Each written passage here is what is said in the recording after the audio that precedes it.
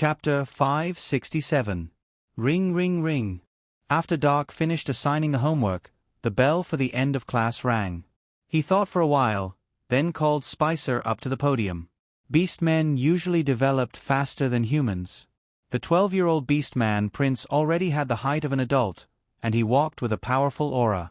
Even though he was a Beastman, Spicer did not have much of a Beastman element. His facial features were considered delicate among humans, the two cute semicircular ears that poked out from his fluffy hair, and his limbs were long and strong. He was probably one of the few handsome beast men in the Royal Lion clan. Of course, this was under the premise of human aesthetics. "Spicer," Dake said softly, "your math results are not ideal." Spicer felt something when he was called up, and his heart tightened as he said softly, "Professor, I did not come into contact with this kind of knowledge before entering the school." Dake asked, "Have you read any books after class?" Spicer immediately nodded, yes. Even though the teaching assistant in front of him looked younger than him, he did not know why, but he could always feel a faint sense of intimidation from him. His beastly instincts made him not dare to be impudent. But Dake quickly asked, "Then did you understand it?" Spicer's expression froze, and he said softly, "Professor, that's not easy to understand." Dake tapped the table, and finally got to the point, "You need help." Spicer said helplessly, "Yes." Dake then said, "If I choose a student with good grades to form a pair with you, and ask him to help you, what do you think?" After Spicer heard this, his expression changed, and he said softly, "Professor, I can't accept this." Dake tilted his head slightly, and glanced at him, and he knew what was going on. After all, he was a Beastman Prince, even though he did not know why Spicer came to the Shangmalian to study, but he obviously had a higher self-esteem than usual. To him, asking for help from a professor was fine. Asking for help from a classmate of the same grade was not fine. This way, the one-carry-one strategy would be a one-sided failure. For example, in the Shangmalian Academy, one-carry-one might not be suitable for promotion. After Dake made the decision, he said, "That's it then. The most important thing in mathematics was to have a good foundation. It's not shameful to ask for help from your classmates. Even if you don't form a fixed group, you can still humbly ask for help. As long as you learn more and ask more questions, you will gain something." Spicer breathed a sigh of relief and said, "Professor, I will ask." "Okay." Dake nodded and said, "You can go back." After Spike returned to his seat, Dake packed up and left the classroom. When Spicer rejected him in a deep voice, he emitted a slightly strange aura, which made him a little concerned. "Is it because your pride was touched?" He pondered for a moment and couldn't help but slow down. Suddenly, a figure flashed in front of him. He instinctively dodged to the side and saw that person also dodged in the same direction. The two of them met again.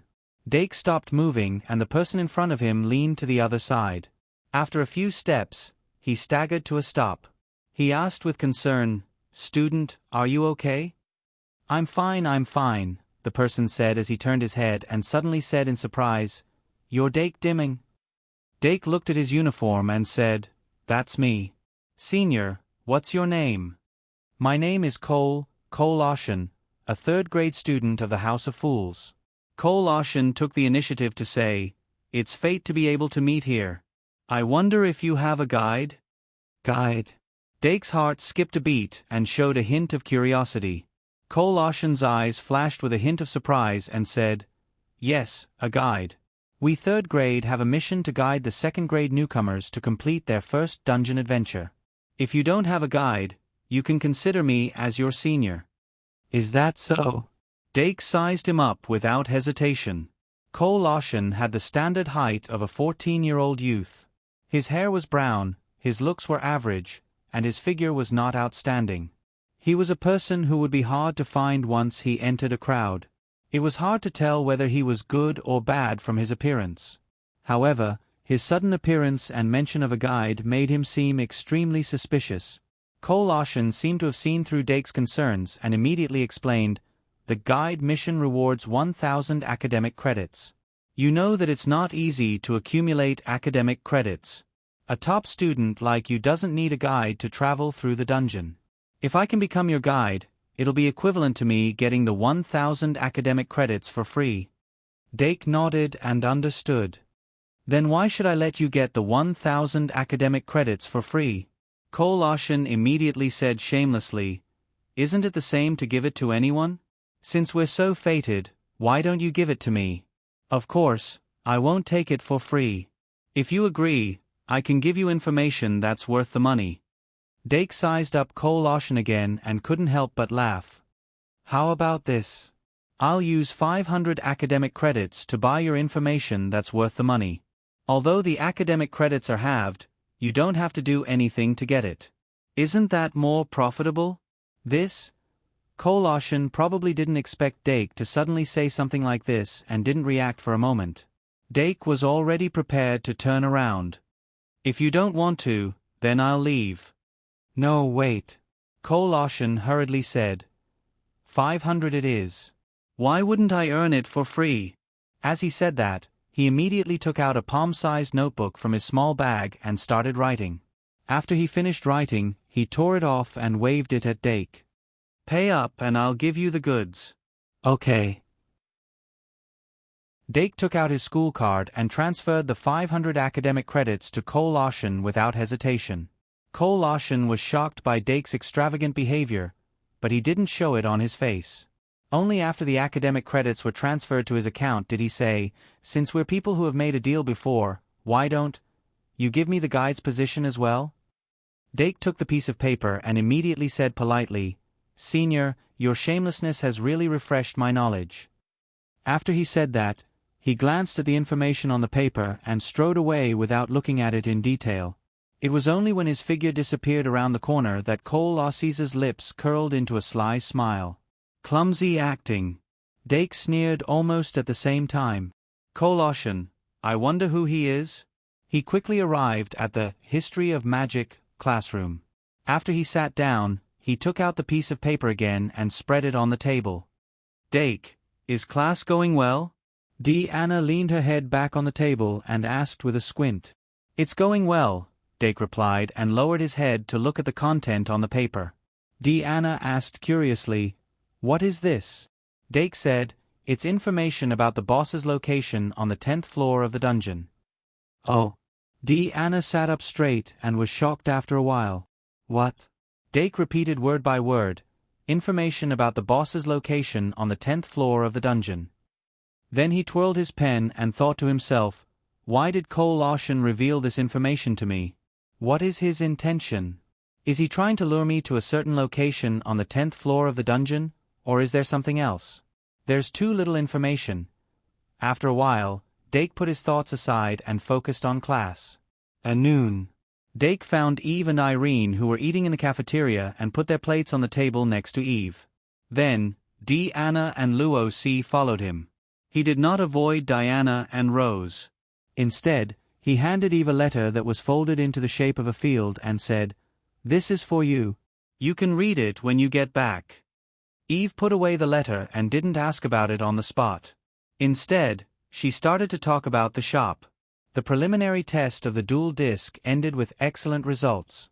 Both the girls and the person in charge of the Shangmalian Academy were very confident about the future of this project. October. Eve said excitedly, At the beginning of October, we are going to put the dual disc on the market. Other than the basic card packs, we will put the cards into model Easter eggs according to the plan. On October 4th, when the Silver Cup competition starts, it will be announced to the public. The Silver Cup? Dake said with great interest, Is it a dual competition limited to the second-year students? Of course, he had heard about it before, but he didn't know about it in detail.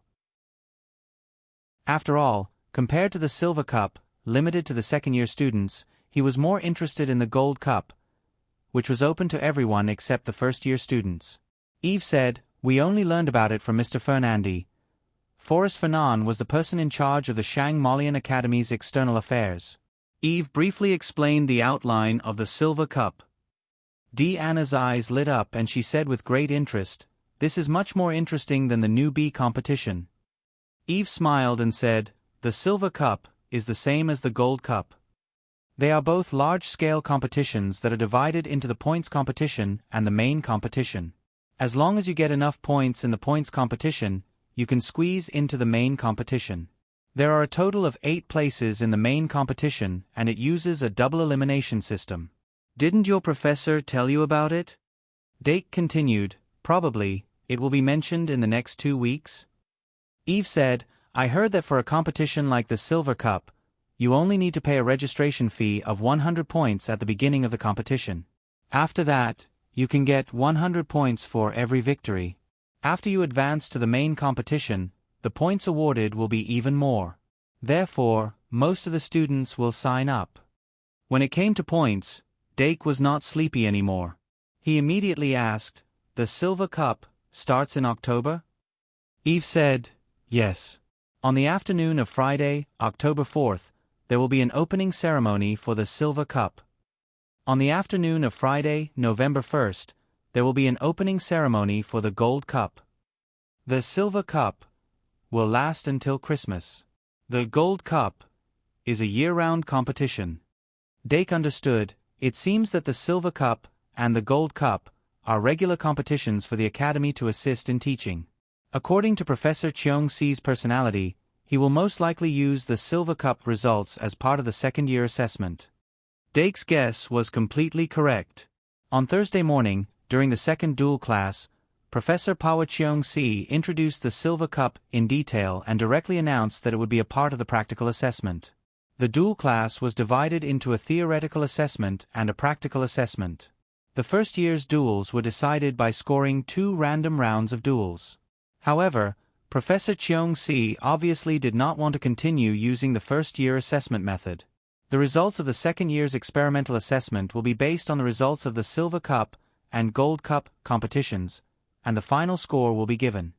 White Gouda, do you have any questions? Professor Cheong-Si saw White raise her hand and asked. White immediately asked, Professor, the Gold Cup, is it also participating? Professor Cheong-Si said matter-of-factly, the Silver Cup only lasts for 1 semester, but there are 2 semesters in a school year. 1 + 1 is equal to 2, don't you understand? White paused and said, but the Gold Cup. Professor Cheong-Si smiled and said, isn't it your dream to compete with the seniors? Why, are you scared? No. White immediately retracted her hand. The other students who wanted to refute immediately shut their mouths and did not raise any more questions. Professor Cheong-Si smirked and said, the Silver Cup and the Gold Cup will not coincide. Even if you can't win the championship, I still hope you can go further in the Gold Cup. Okay, do you have any other questions? At this moment, a student from the House of Fools raised his hand and said helplessly, Professor, what if we can't join the duel club? Professor Cheong-Si said slowly, for you, I have another set of assessment criteria. Some of the students in the room secretly let out a sigh of relief. As long as they did not get 0 points, it was fine. In the afternoon after the duel class, Dake obtained the information he wanted from Eve.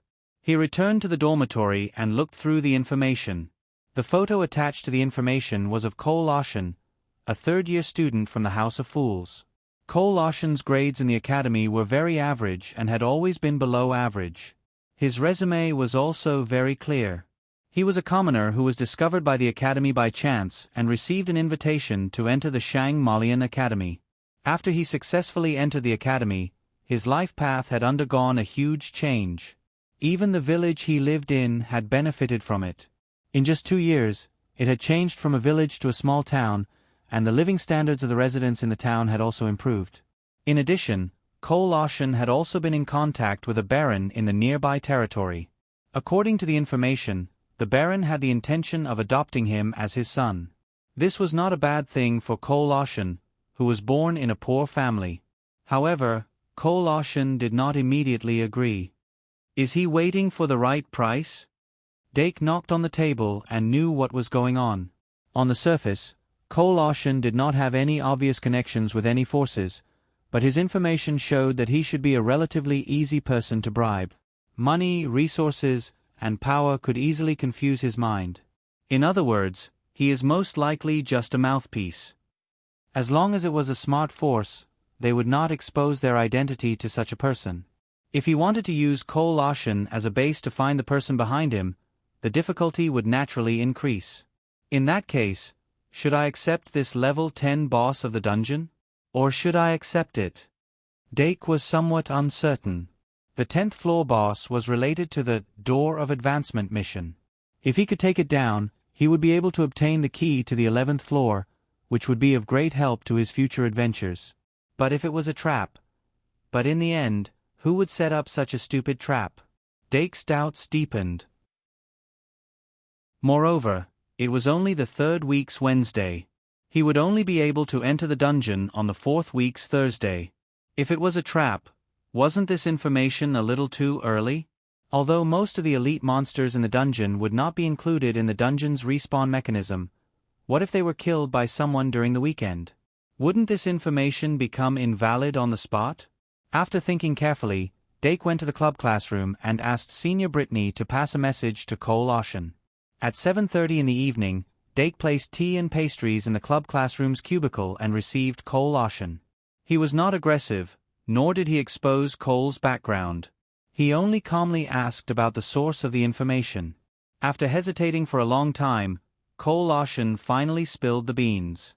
Sure enough, just as Dake had guessed, he was just an insignificant mouthpiece. Someone had suddenly found him and asked him to find a way to pass this information to Dake Dimming without leaving any traces to avoid suspicion. Cole had indeed thought of a way, but his acting skills were too bad. As for who the person who had found him was, Cole did not know. He should have used a magic card like the transformation spell. I have never seen that face in the academy. At first, I thought it was a first-year student who was unfamiliar to me, but the materials he used to pay for his services made me doubt that judgment. Since he had already spoken, Cole Aussies no longer had any qualms. Like pouring beans, he poured out everything that he knew. In any case, that person didn't ask me to keep it a secret, did he? Cole Ocean grinned and laughed. After sending Cole off, Dake continued to ponder.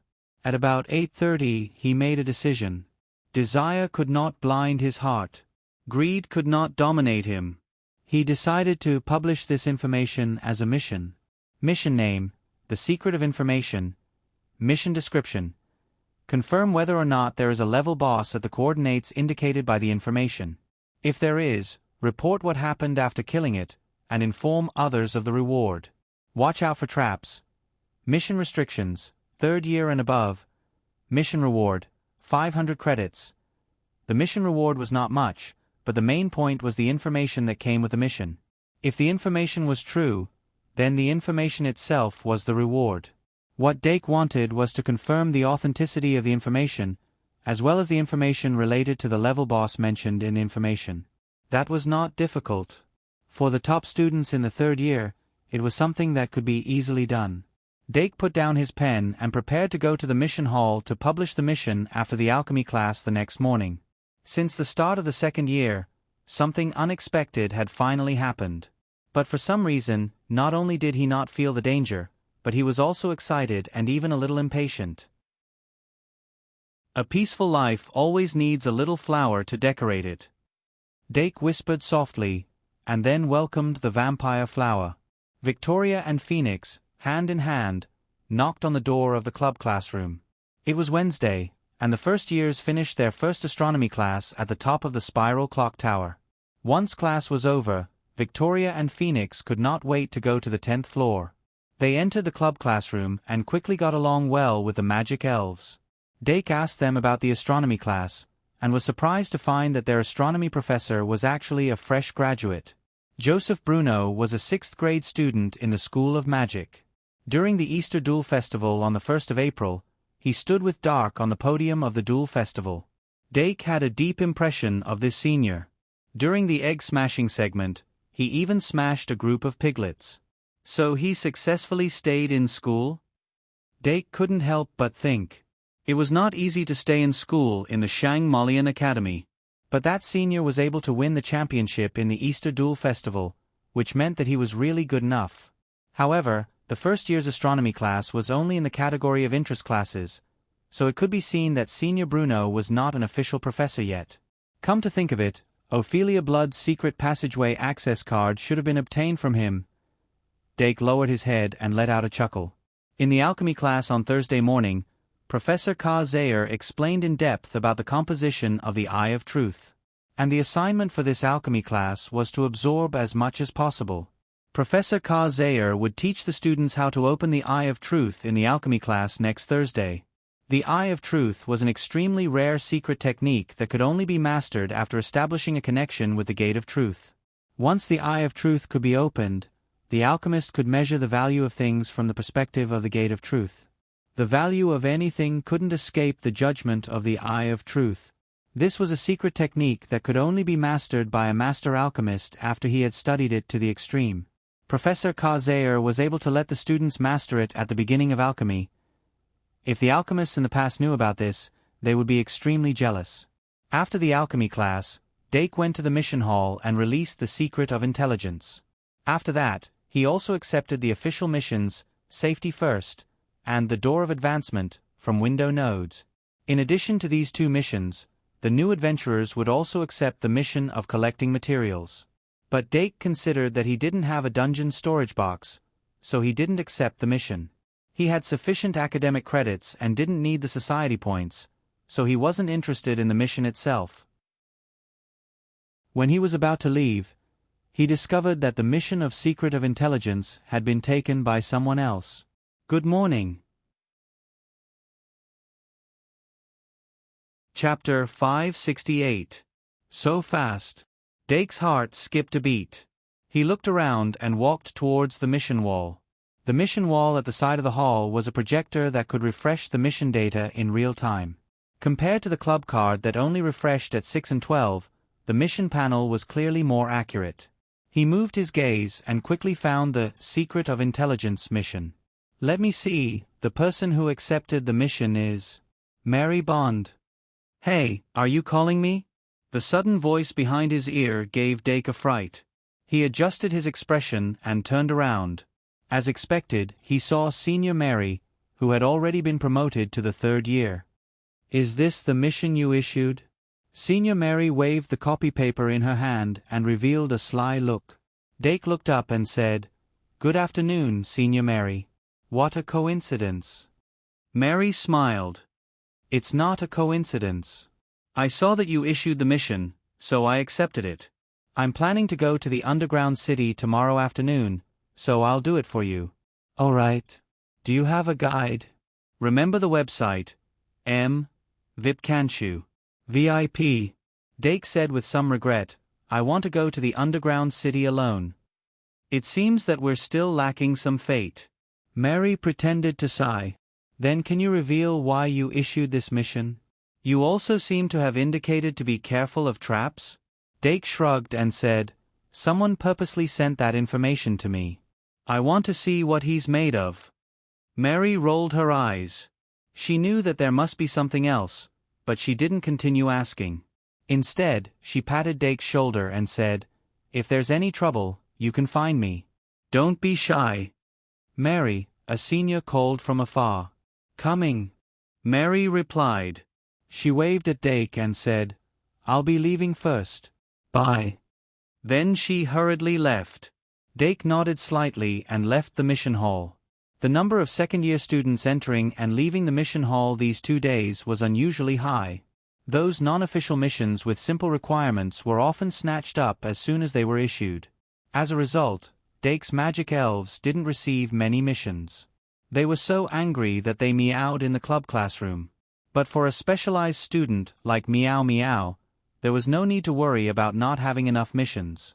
When Dake returned to the club's classroom, he found that Snorlax hadn't returned since it had left in the morning. He didn't know where it was eating happily. He shook his head and sat down to carefully review the contents of the alchemy lesson. The content of Professor Zayer's alchemy class was very difficult to understand, and those with poor comprehension ability would not be able to understand it at all. Only the 30 students in the alchemy class were the top students carefully selected by Professor Zayer so they could understand a thing or two. Even so, most of them were like Dake. They needed to think about it repeatedly after class before they could truly understand it.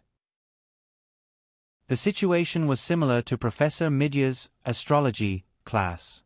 The difficulty of these two elective courses far exceeded the second year's main courses.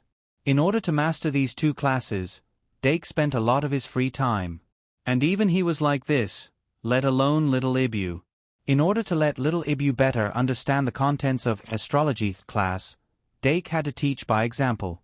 Occasionally, he would even evolve it into a sun elf to assist in learning. But even so, little Ibu's learning progress was still not ideal. Diligence makes up for stupidity. There was always a limit. Almost every night, it would read by candlelight and then sleep on its laptop. Facing this situation, Dake didn't have any good ideas. He could only encourage it. He was still hoping that after little Ibu learned something, it could assist in refining flower cards, to deal with the possibility of bliss suddenly increasing. Friday afternoon.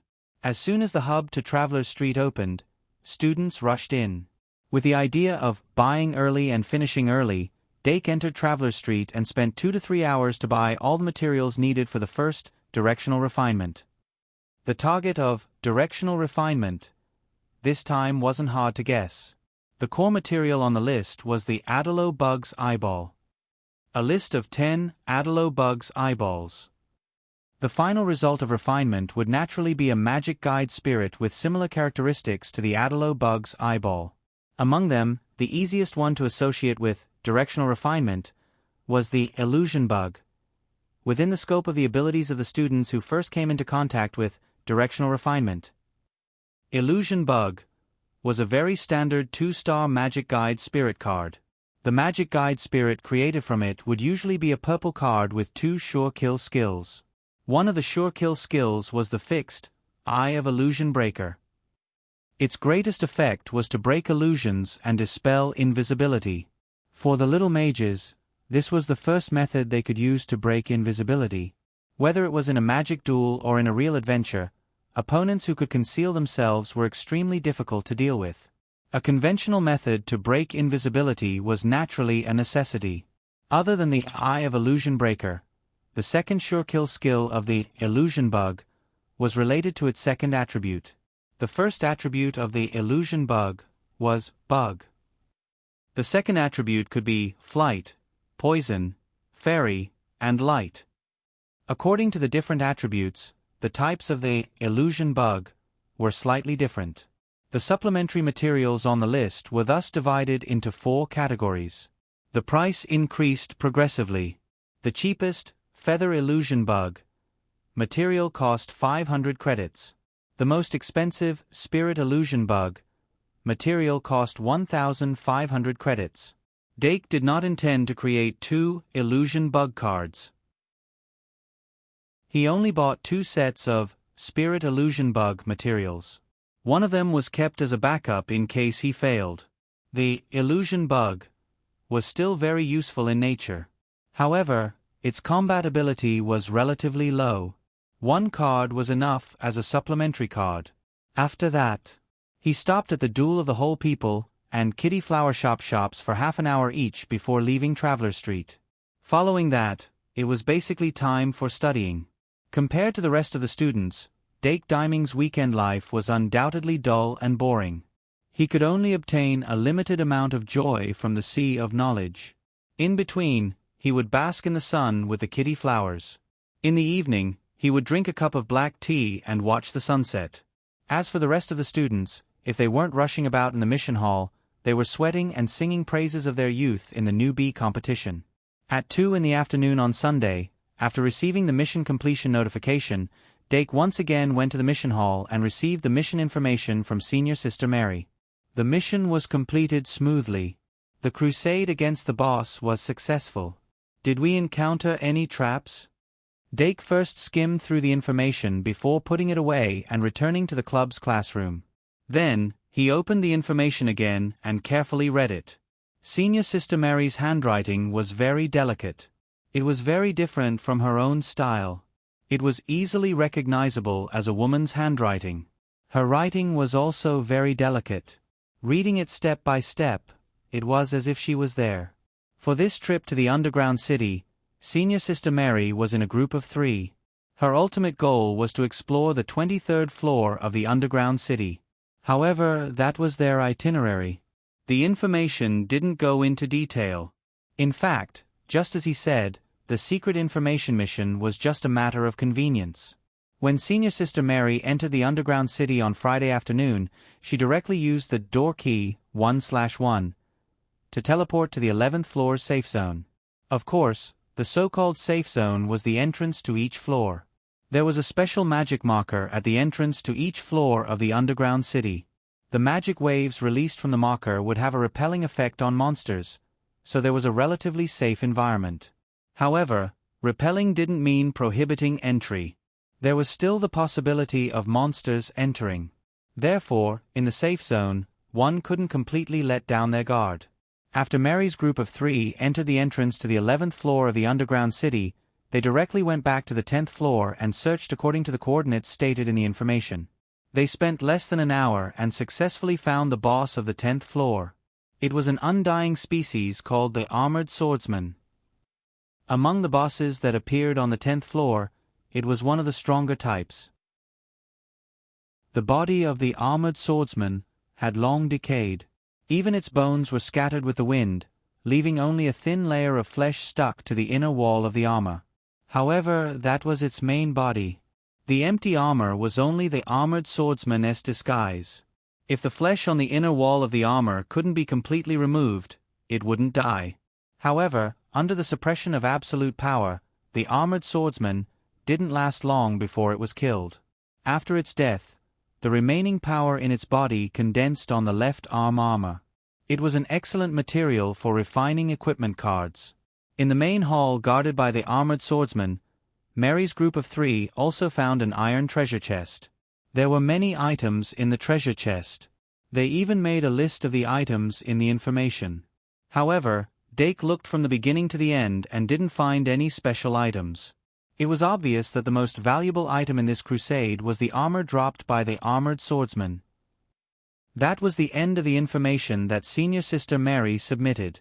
Next, they went deeper into the underground city and continued their adventure. That had nothing to do with Dake's mission.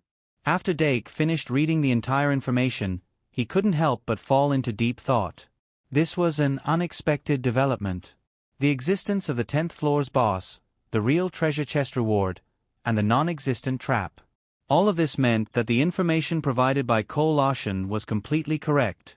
If Cole didn't have the intention to keep it a secret and casually revealed the process of obtaining the information, this matter would seem like a very ordinary information transaction. It would even make people wonder if Cole Larson was lying. For a person who didn't have integrity and could be easily bought, it was indeed impossible to prove whether what he said was true or not. Dake carefully looked through the information that Mary submitted again. After confirming that there was no problem, he put it down and put it away. The clues that he was following were cut off. Next, unless he personally went to the place where the information pointed to, he most likely wouldn't be able to find any more clues. Dake vaguely felt that this was most likely because he wasn't the one who went to crusade against the boss. That was why it was so normal. The dungeon had always depended on the person. Everyone's encounter in the underground city would be different. However, Dake wasn't prepared to personally check it out. He had enough patience to wait for the person behind the scenes to reveal himself. The last week of September. The weather finally turned cold, and the Shangmolian ushered in the season of harvest. The fruit trees in the dense forest around the academy also bore large fruits. Dake occasionally heard stories of people who secretly went to pick fruits and were caught by the professor as a punishment to copy textbooks. On Monday morning, he put down the Great Sage Daily, and picked up the Clown Daily, as usual, to continue reading. The situation in the kingdom changed in September. The Holy Church's Holy Judgment operation was in full swing. The eldest prince's faction relied on the Holy Church's gradually rising prestige and gradually showed signs of rising. On the contrary, the Valkyrie who supported the eldest princess's faction was quiet during this period and rarely appeared in the news. Dake flicked his finger, and a gray flame drilled out of his fingertip and swayed like a candle flame. He stared at the underworld fire for a while, then shook his hand and kept it in his palm. Afterward, he picked up his backpack and left the house. The little magisters were obviously more interested in magic than summoning. Even in Professor Shi Erfu's class, there were people who were distracted from time to time. More than one person in that class had been caught and had their marks deducted. After paying such a price, they finally ushered in the long-awaited Introduction to Magic. They finally had the chance to get an equivalent reward after working so hard to save up enough money for materials. The second-year students had gathered early in the Introduction to Magic laboratory. Everyone was vying to discuss how to make the fantasy bug and the possible mistakes in the process. Of course, what they were most concerned about was which type of fantasy bug the people around them chose to make. If it was only for breaking illusions and concealment, the cheapest feather fantasy bug would be more than enough. Although the light attribute spirit fantasy bug was rarer than the feather fantasy bug, as a 2-star card with no system and low strength, its rarity didn't have much practical significance. In the eyes of some people, choosing to make the spirit fantasy bug was more a reflection of wealth. In other words, more credits. Willful. And Dake wasn't the only one who was willful. Although there weren't many rich people among the second-year students, there weren't few either. There were always people who could get a lot of credits through their own efforts. For example, Anna and Luo C had made a killing in the newcomers competition on Saturday morning. Even the third-year students who had just entered the dueling club weren't let off. They had indeed gotten a lot of credits. Emma and Sarah, on the other hand, seemed to have always been well off. Anna and Luo C weren't prepared to waste their credits on making the spirit fantasy bug. Although they had some credits, they still chose the feather fantasy bug of the flight system. AI Ma and Sarah had clearly made the same choice as Dake. Ding-ling-ling. As the bell rang, Professor Ka Zayer finally stepped into the classroom under everyone's expectant gaze.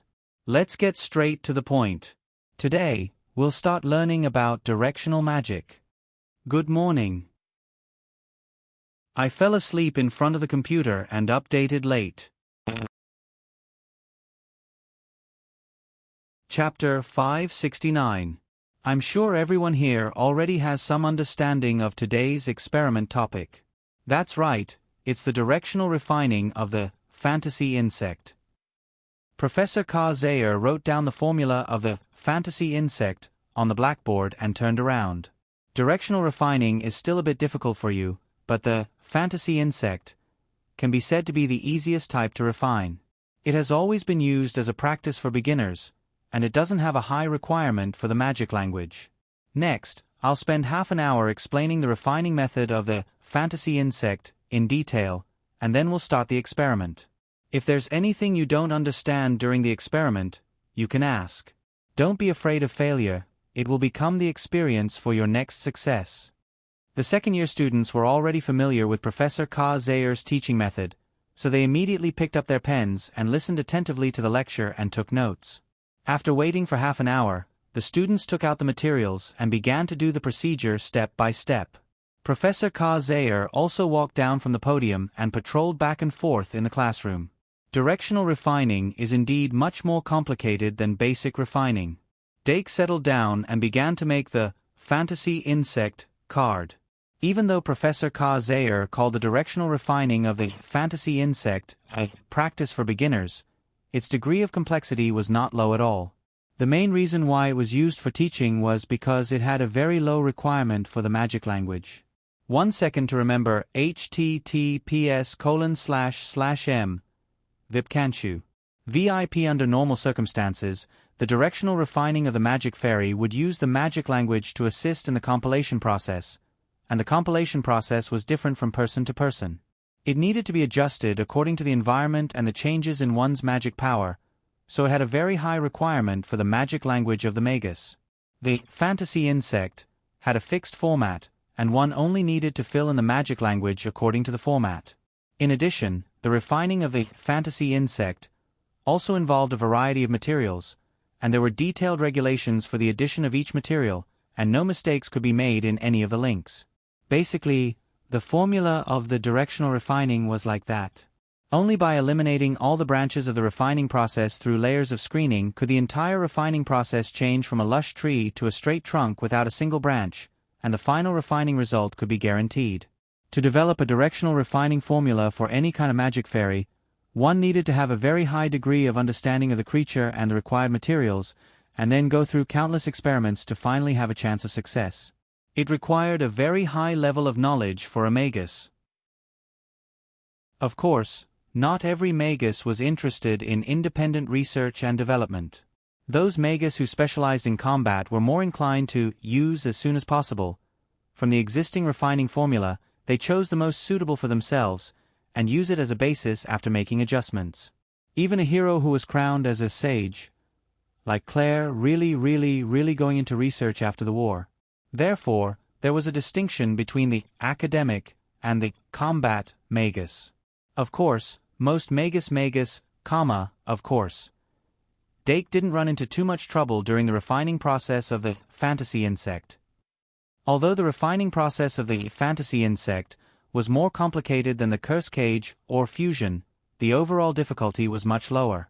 Even if he deliberately slowed down in order to deepen his understanding, he still finished the last step in less than 40 minutes.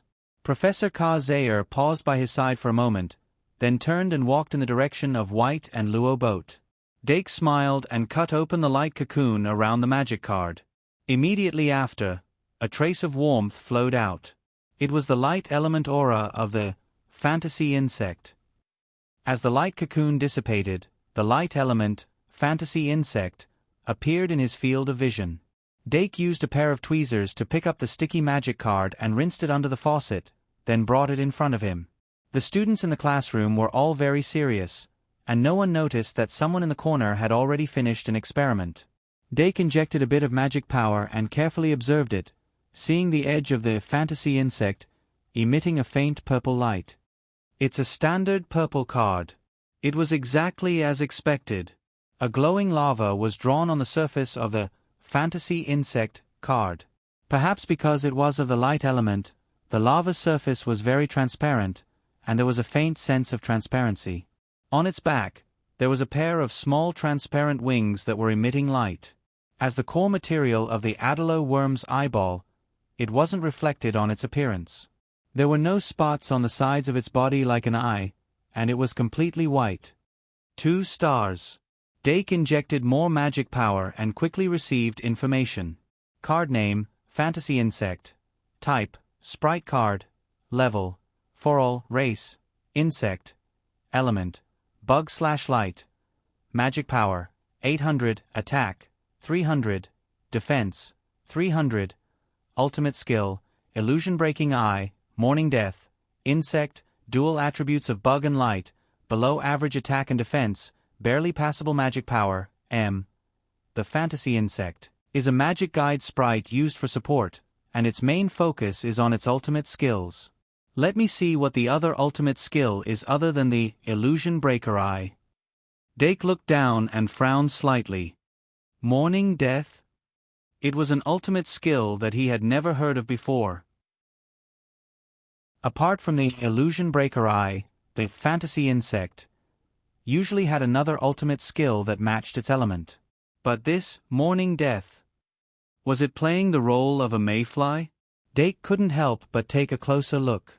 Morning Death. The fantasy insect is born in the morning and dies in the evening. It comes with the light and leaves with the light. What does this mean? Could it be some kind of passive skill? Dake couldn't help but inject more magic power into the magic guide card, trying to get more detailed information. But this was all the information he could get from this magic guide card. Summon it and take a look. Dake tapped lightly with his finger and used the usual summoning technique. A few seconds later, a special summoning array appeared on the surface of the card. The outer circle of the summoning array was engraved with the magic guide language used when it was created. A palm-sized winged lava flew out. Dake reached out and let it land in his palm. After thinking for a moment, he said in a low voice, "Use the ultimate skill, Morning Death." But nothing happened. Professor Ka-Zayer had returned behind him at some point and said kindly, "What's wrong?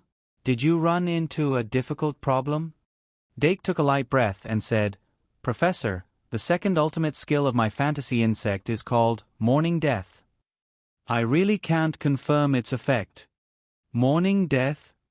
Professor Zayer couldn't help but think after hearing this. Clearly, even Professor Zayer didn't have any special impression of this ultimate skill. But after thinking for a short while, Professor Zayer said, "The fantasy insect is a light-type insect.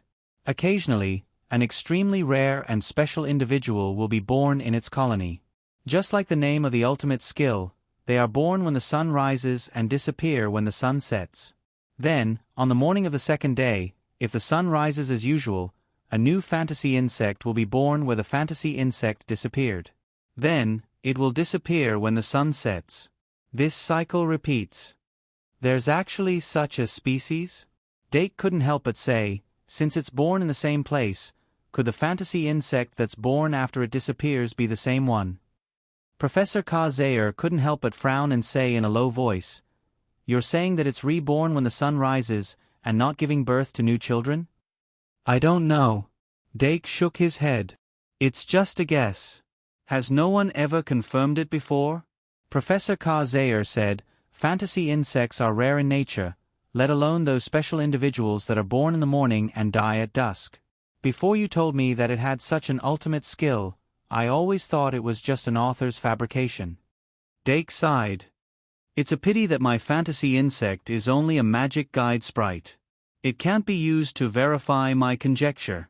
But that's not entirely the case." Speaking up to this point, Dake's eyes suddenly lit up. He had an idea. Professor Zayer's interest was piqued. He couldn't help but say, "Could it be that you've thought of a way to verify it? If you can prove it, then it'll be a huge discovery." "I understand." Dake immediately nodded. This conjecture could only be used to publish an academic paper. Moreover, because not many people cared about spirit hallucination bugs, this academic paper was likely to be ignored. But if one were to expand their thinking and think about it from a broader perspective, they would discover that this was an extremely important proposition. Because this involved death, rebirth. 8 o'clock in the evening, on top of the clock tower.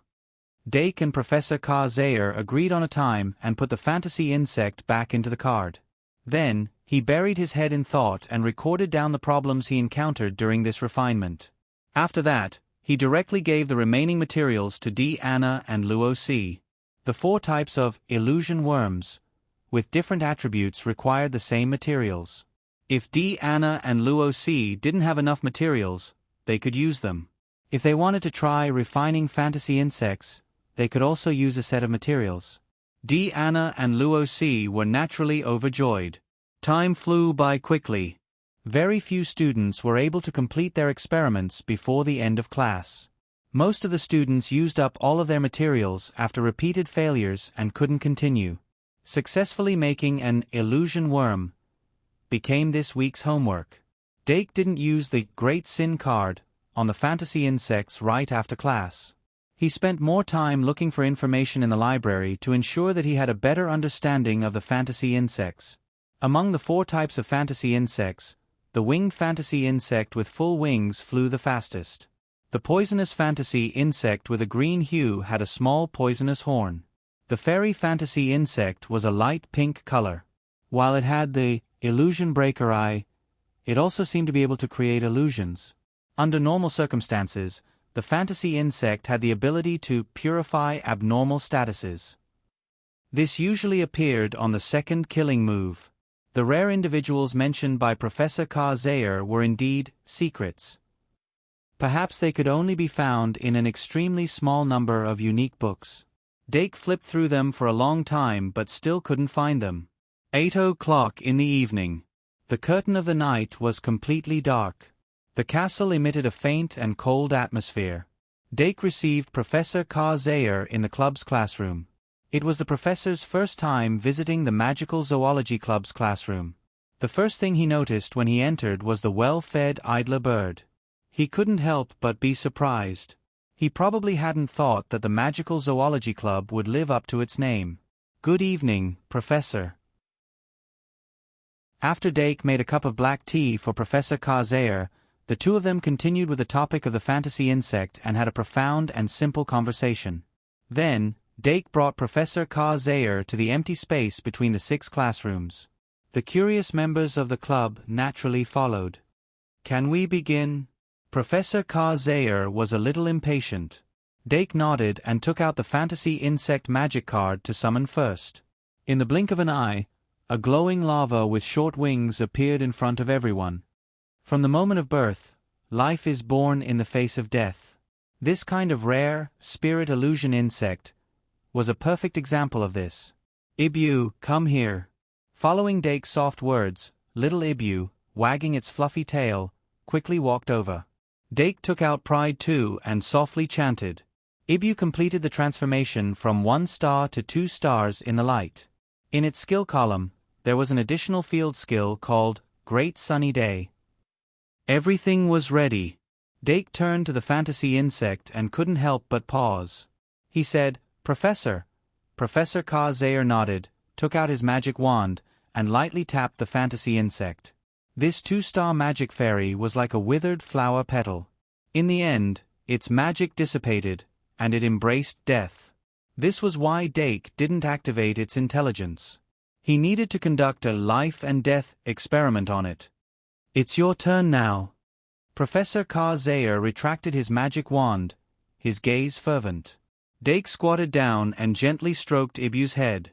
He ordered, "Ibu, use Great Sunny Day." Squeak. Ibu let out an affectionate cry, raised its head slightly, and released its unique field skill, Great Sunny Day, Pride. As a small sun rose into the sky, the dark space was illuminated by orange light. It was as if the sun had risen from the east and dawn had arrived. And at the place where the fantasy insect had disappeared, a ray of light suddenly appeared.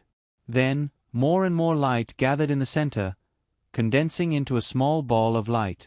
The fantasy insect's limbs stretched out from the ball of light. Its small, thin wings gently opened, emitting brilliant light. Under everyone's gaze, the fantasy insect completed its transformation from death to life, Nirvana rebirth. "Good morning, monthly votes please, *3, epsilon *. Chapter 570. Is it the same one? After a short pause, Professor Kazair suddenly turned to look at Dake. Dake understood and immediately picked up the Spirit Illusion Bug's magic guide card to confirm it. "Without a doubt, it's the same one," he said with absolute certainty. Professor Kazair's eyes lit up, and he said excitedly, "It seems we found an interesting research topic." Because the Spirit Illusion Bug was a magic guide sprite, it was different from the Spirit Illusion Bugs in the natural world. For example, the life in the morning and death in the evening characteristic was a rare Spirit Illusion Bug in the natural world. Although Dake's Spirit Illusion Bug also had the life in the morning and death in the evening sure kill skill, it wasn't affected by the natural rising sun and setting moon. On the contrary, it was affected by the corresponding field skill. Ivan's Great Clear Sky was a special version of Pride. It could artificially create a rising sun phenomenon, allowing the Spirit Illusion Bug to come back to life after death. URL: https://m vipcanchu VIP. But for now, as the effects of Great Clear Sky wore off, the Spirit Illusion Bug should come back to life when the sun sets.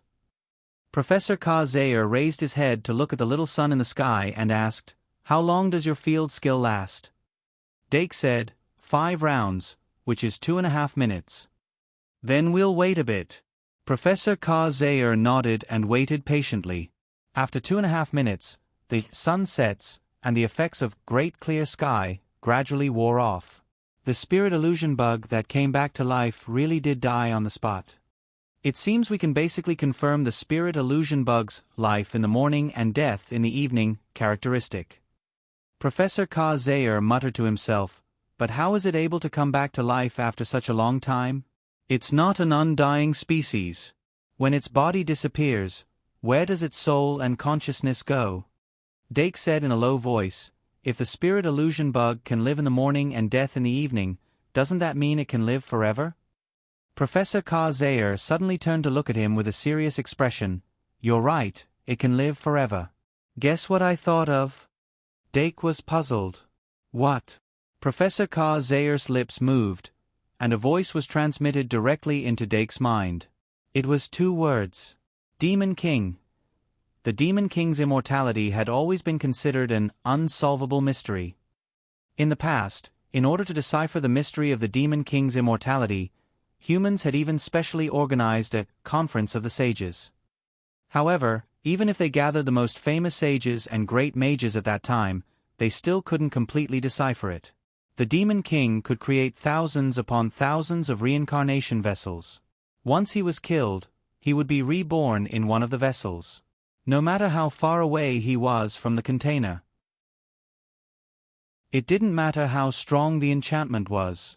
Nothing could stop his rebirth. No one knew how he had transferred his consciousness into the container, and no one could find any trace of him transferring his soul. Even the strongest diviner was unable to trace it.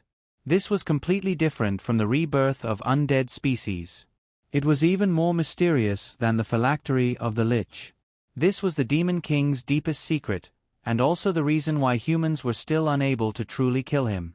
Now that the spirit illusion worm had been reborn, Professor Zaire thought of the Demon King's rebirth method. Both required certain conditions. Both were untraceable.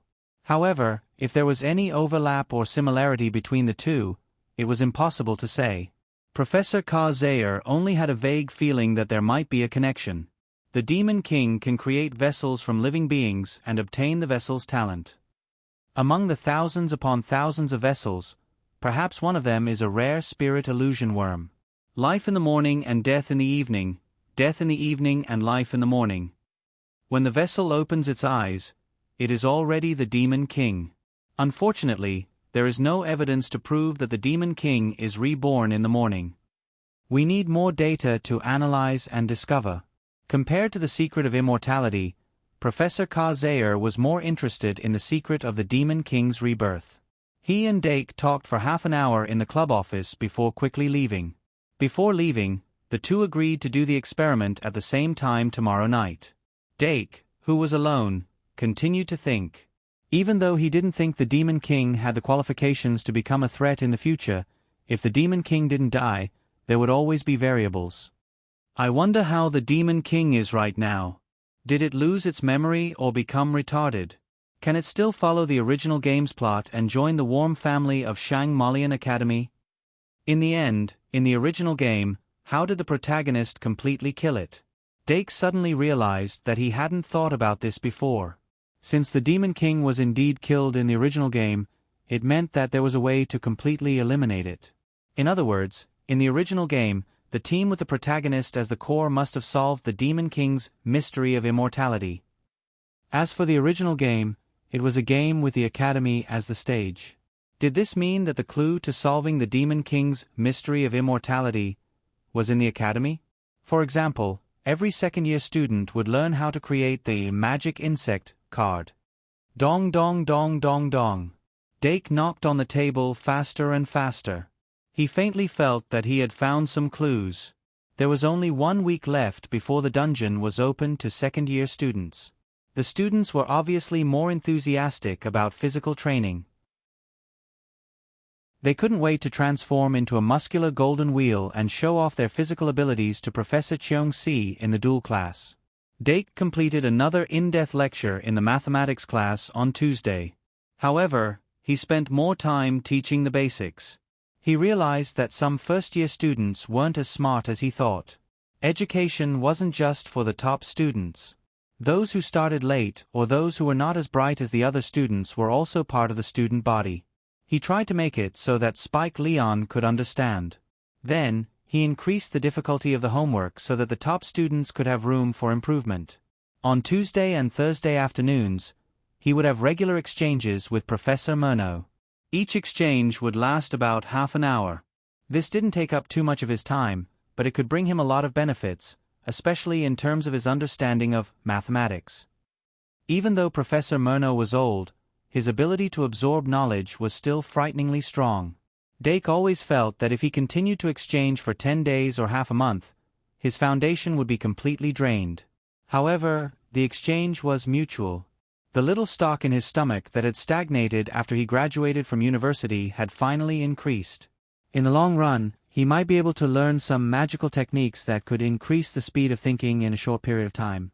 Although in the past, this technique was usually used in complicated calculations or derivations.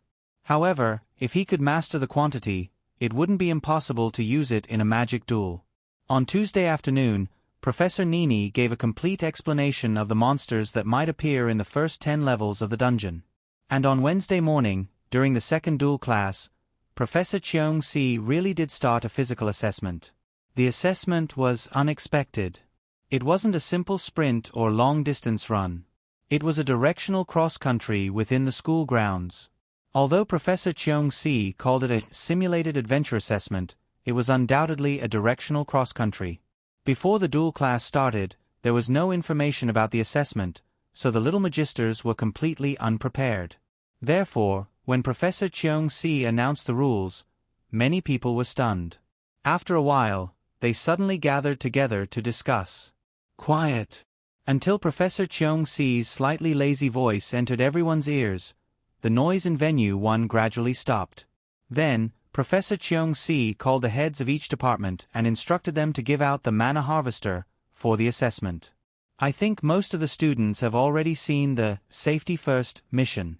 The mana harvester that will be given out now has 20 slots.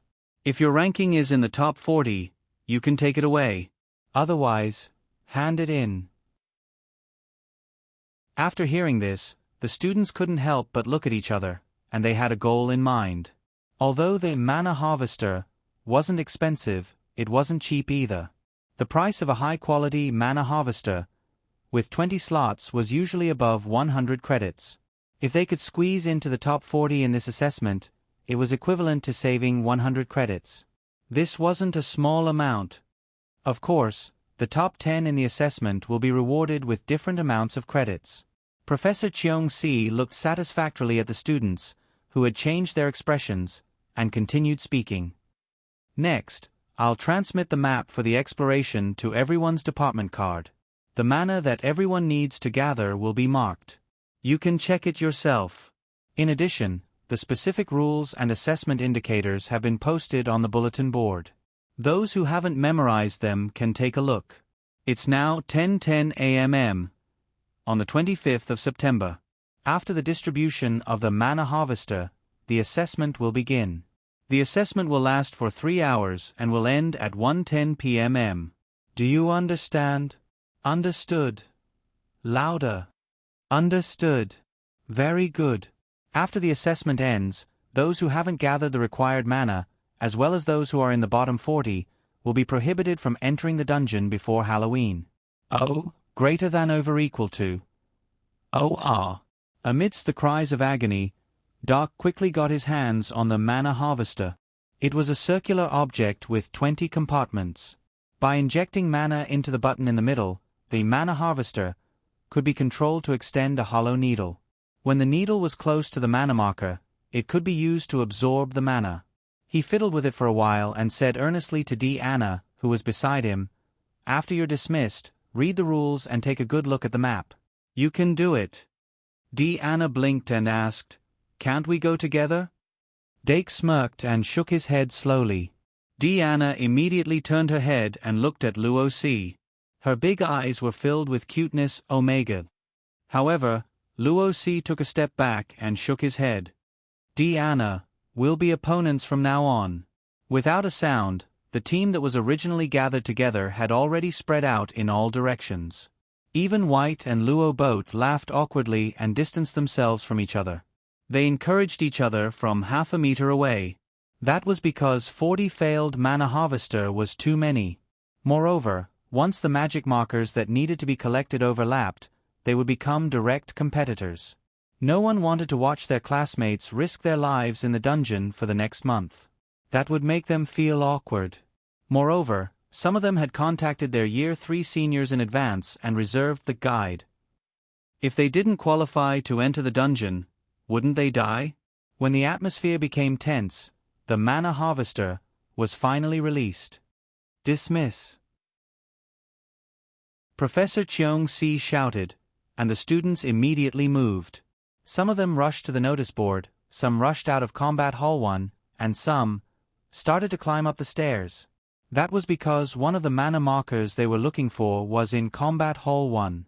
Dake placed the mana harvester into the card compartment and activated the campus card. He opened his map and walked out of the combat hall. He was very clear about the rules of directional cross-country.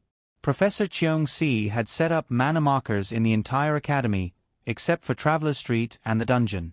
There were more than 500 magic markers, and each student had to find 30 magic markers.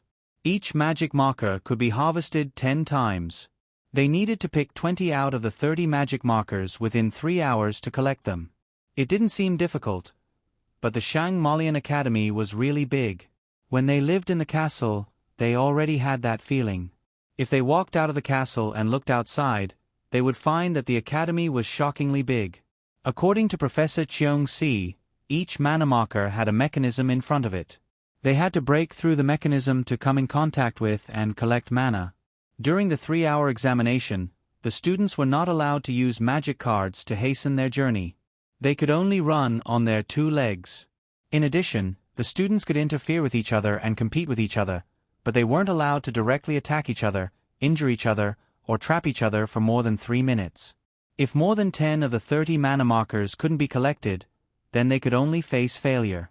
The rules weren't complicated, but because it was a new rule that the little magisters hadn't come into contact with, most of them needed some time to digest it. Professor Cheong-si smiled as he looked at the students who were competing with each other. He thought to himself, if you perform well in this examination, then this year's Halloween event will follow this rule. Good afternoon, __. Chapter 571. Directional Cross-Country. Simulated exploration was a comprehensive test for the students. Most of the factors were necessary to enter the dungeon. The most basic of which was physical fitness. If one could not run for 3 hours, then even if one entered the dungeon, one would not be able to go far. In addition to physical fitness, the ability to identify the map and directions was also very important. If one could not find the way even with the guidance of the map, then in the dungeon, which was as complex as a maze, one would only end up getting lost. As for the competition among the students and the mechanism to protect the magic markers, these factors were somewhat similar to the monsters and guardian bosses in the dungeon. Dake quickly found the first magic marker.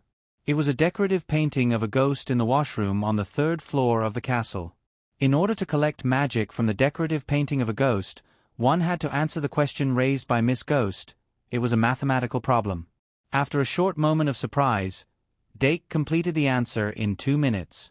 After using the magic collector to collect magic, a number 9 suddenly appeared in the upper right corner of the decorative painting of a ghost. Remember the URL. VIP Kanchu. 6 Dake glanced at the number 9 and left the washroom. Just then, 2 students came in one after another. Hello, isn't this Dake? Did you also get the same magic marker as us? Civet and Rentgen were students of the noble house, so Dake was relatively familiar with them. He waved his school card and said, probably. Civet immediately said, in the washroom, right? Speed up, Rentgen. I'm already speeding up, Civet, Rentgen complained. The 2 walked past Dake and went straight into the washroom. Then, there was a wailing sound from the washroom, as if it had encountered a ghost. At the beginning of the assessment, because the number of magic markers that could be collected was still very high, almost no one would disturb others. It was a thankless task. Dake activated his school card, switched out the map, and quickly locked on to the second magic marker closest to him. In the end, this assessment was a race of speed. As long as he kept walking at the front, there would be fewer disturbances during the test. Of course, since some of the students' magic markers were not in the inner circle, but were further away from the castle, this period of peace would not last long. In order to avoid the central area where the competition was the strongest, there were also people who chose to give up on the close-range magic markers and go straight to the outer circle. Everyone had different goals, which reduced the possibility of finding every magical marker first. This happened to Dake when he found the second magical marker. 2 students had already arrived at the door of an empty office located at the edge of the 5th floor of the castle. They were both putting their hands into their card pockets and staring at each other. Originally, the examination had just begun, and there were still plenty of uses for the magic marker, so there was no need for them to fight over it. However, these 2 people, one from the Knights Academy, and the other from the Nobles Academy, seemed to have a very bad relationship with each other. At this time, neither of them was willing to give way. When Dake appeared as the 3rd person, the boy from the Nobles Academy looked sideways and suddenly said in surprise, "Dake, you're here too?" But while he was speaking, the boy from the Knights Academy standing opposite him moved his lips quickly and immediately pulled out a magic card from his card pocket. He then shouted, "Push spell." In an instant, the boy from the Nobles Academy suddenly felt a pushing force from his heels. His feet suddenly slipped forward, and his whole body fell back as if he had stepped on a banana slice. The boy from the Knights Academy sneered and took the opportunity to rush through the door. Roar! A ferocious roar suddenly came from the door, and the boy from the Knights Academy instantly stiffened, cold sweat dripping down. Thud! The boy from the Nobles Academy finally landed on his butt, and he gasped in pain. Dake, who could have helped but didn't, stopped and looked curiously at the office. In his field of vision, the boy from the Knights Academy who had entered was frozen on the spot in a strange posture, as if there was a bottomless abyss in front of him that wanted to swallow him whole, but on the other side of the abyss, there was a golden treasure chest right in front of him, and he couldn't bear to part with it. Combined with the roar of the beast, Dake seemed to have seen what he saw. So that's how it is. Is this stage an illusion? He made up his mind and walked up to the boy from the Nobles Academy, asking, "How is it? Can you still stand up?" "Of course." The boy from the Nobles Academy stood up awkwardly and said, "I didn't expect him to use the push spell. This is also a kind of technique." Dake smiled and said, "Let's go in together." The boy from the Nobles Academy glanced at the office, and his eyes gradually became determined. "Okay." Dake nodded slightly and led the way to the office. He paused for a moment when he entered the door, and then stepped through the threshold. As soon as he entered, a ferocious and terrifying giant beast suddenly appeared in his field of vision. The giant beast had lumps all over its body, and its mouth was full of fangs. Turbid saliva flowed out from the corner of its mouth and dripped onto its claws. Roar! With the same roar as before, the giant beast opened its bloody mouth and pounced forward, and a gust of fishy wind instantly hit him in the face. Dake suddenly narrowed his eyes and raised his foot to take a step forward. The giant beast's body froze, and it came to a sudden stop in front of him. Its bloody mouth was open to the limit, and it was about to bite down. Dake's field of vision instantly turned black, as if he had been swallowed into the giant beast's mouth. A wet feeling of flesh and blood squirming appeared all over his body. Vision, hearing, smell. These 3 senses triggered a sense of touch.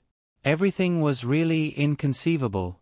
But his willpower was strong enough to completely ignore these terrifying things, and he continued to walk forward step by step. With every step he took, more and more terrifying and realistic illusions came one after another. Even though his field of vision was completely black, his ears were filled with ghostly wails and howls, and his skin was wet and cold all over. He didn't stop. After 2 minutes, the darkness in his field of vision quickly retreated, and he had impressively stepped out of the illusion. Turning his head slightly, Dake could clearly see the entire office. In front of his feet was an office desk, and a round piece of wood had been placed there quietly, emitting faint magical fluctuations. He shook his head slightly and pulled out the spirit illusion bug from his card pack. After 3 seconds of low chanting, the glowing bug was summoned. Spirit illusion bug, Eye of Illusion Breaker. Following the order, the spirit illusion bug's eyes instantly opened wide, and a huge pupil appeared in front of it, suddenly emitting a blazing white light. Under the illumination of that light, the office desk and the round piece of wood in front of him melted like snow.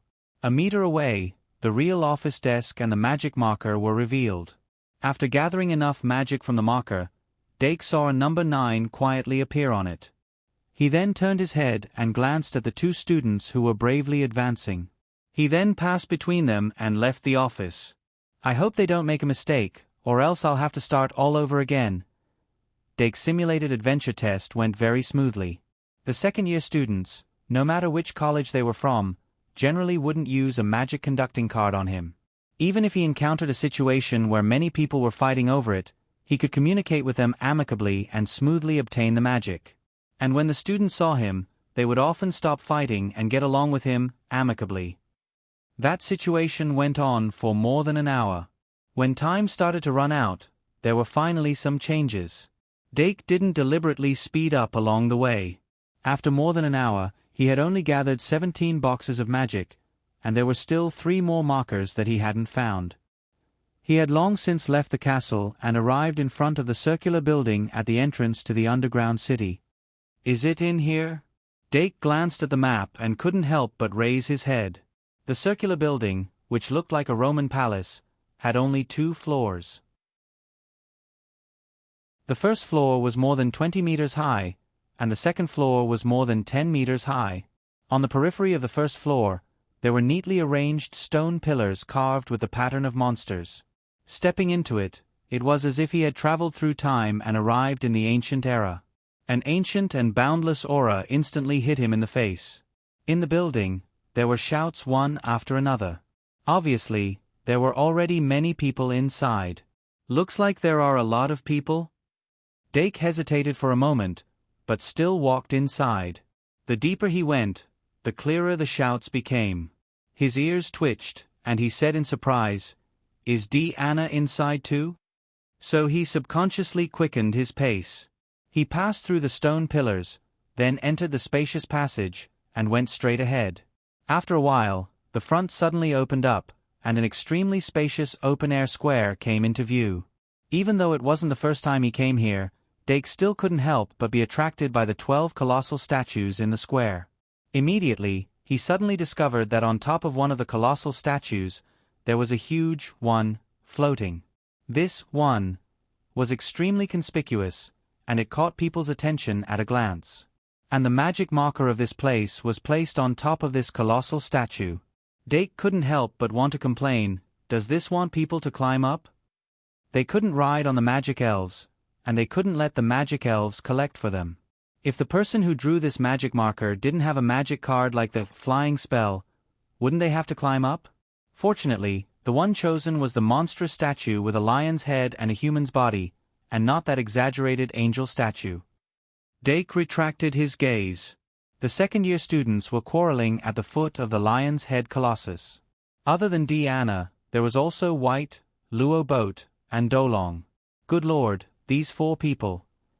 None of them had a magic card like the flying spell. Dake couldn't help but laugh. He finally knew why these 4 people were quarreling here. It seems that those who can fly have already collected the magic power and left, and the rest are all phoenixes who have landed.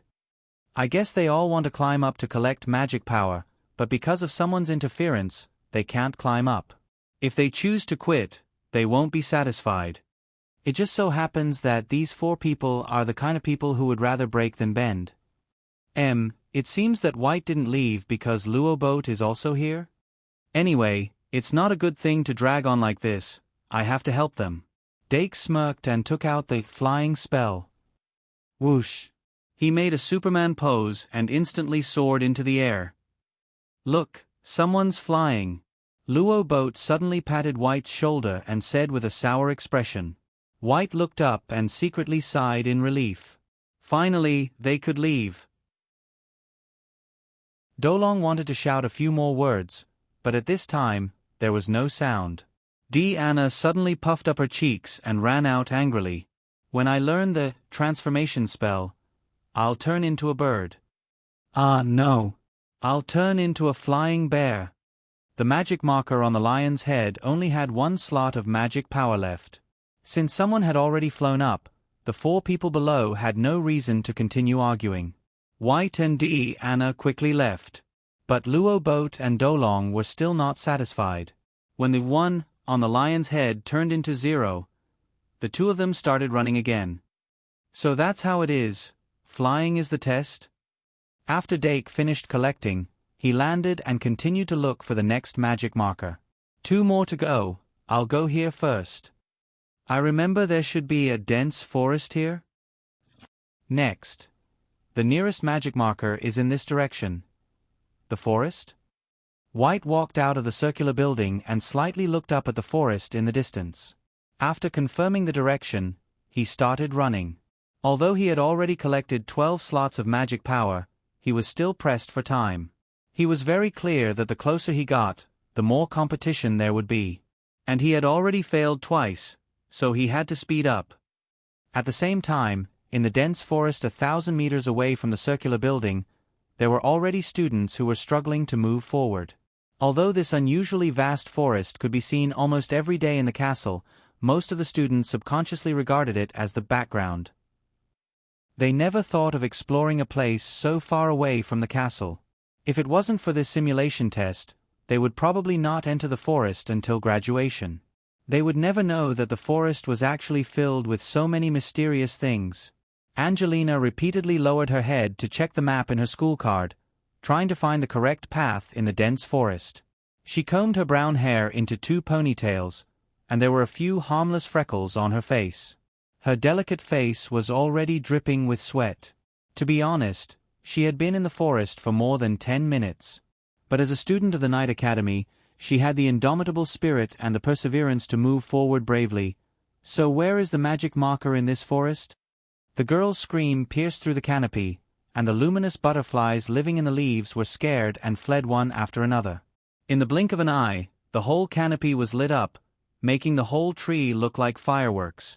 Angelina was stunned for a moment, looking up at the canopy of the tree in a daze.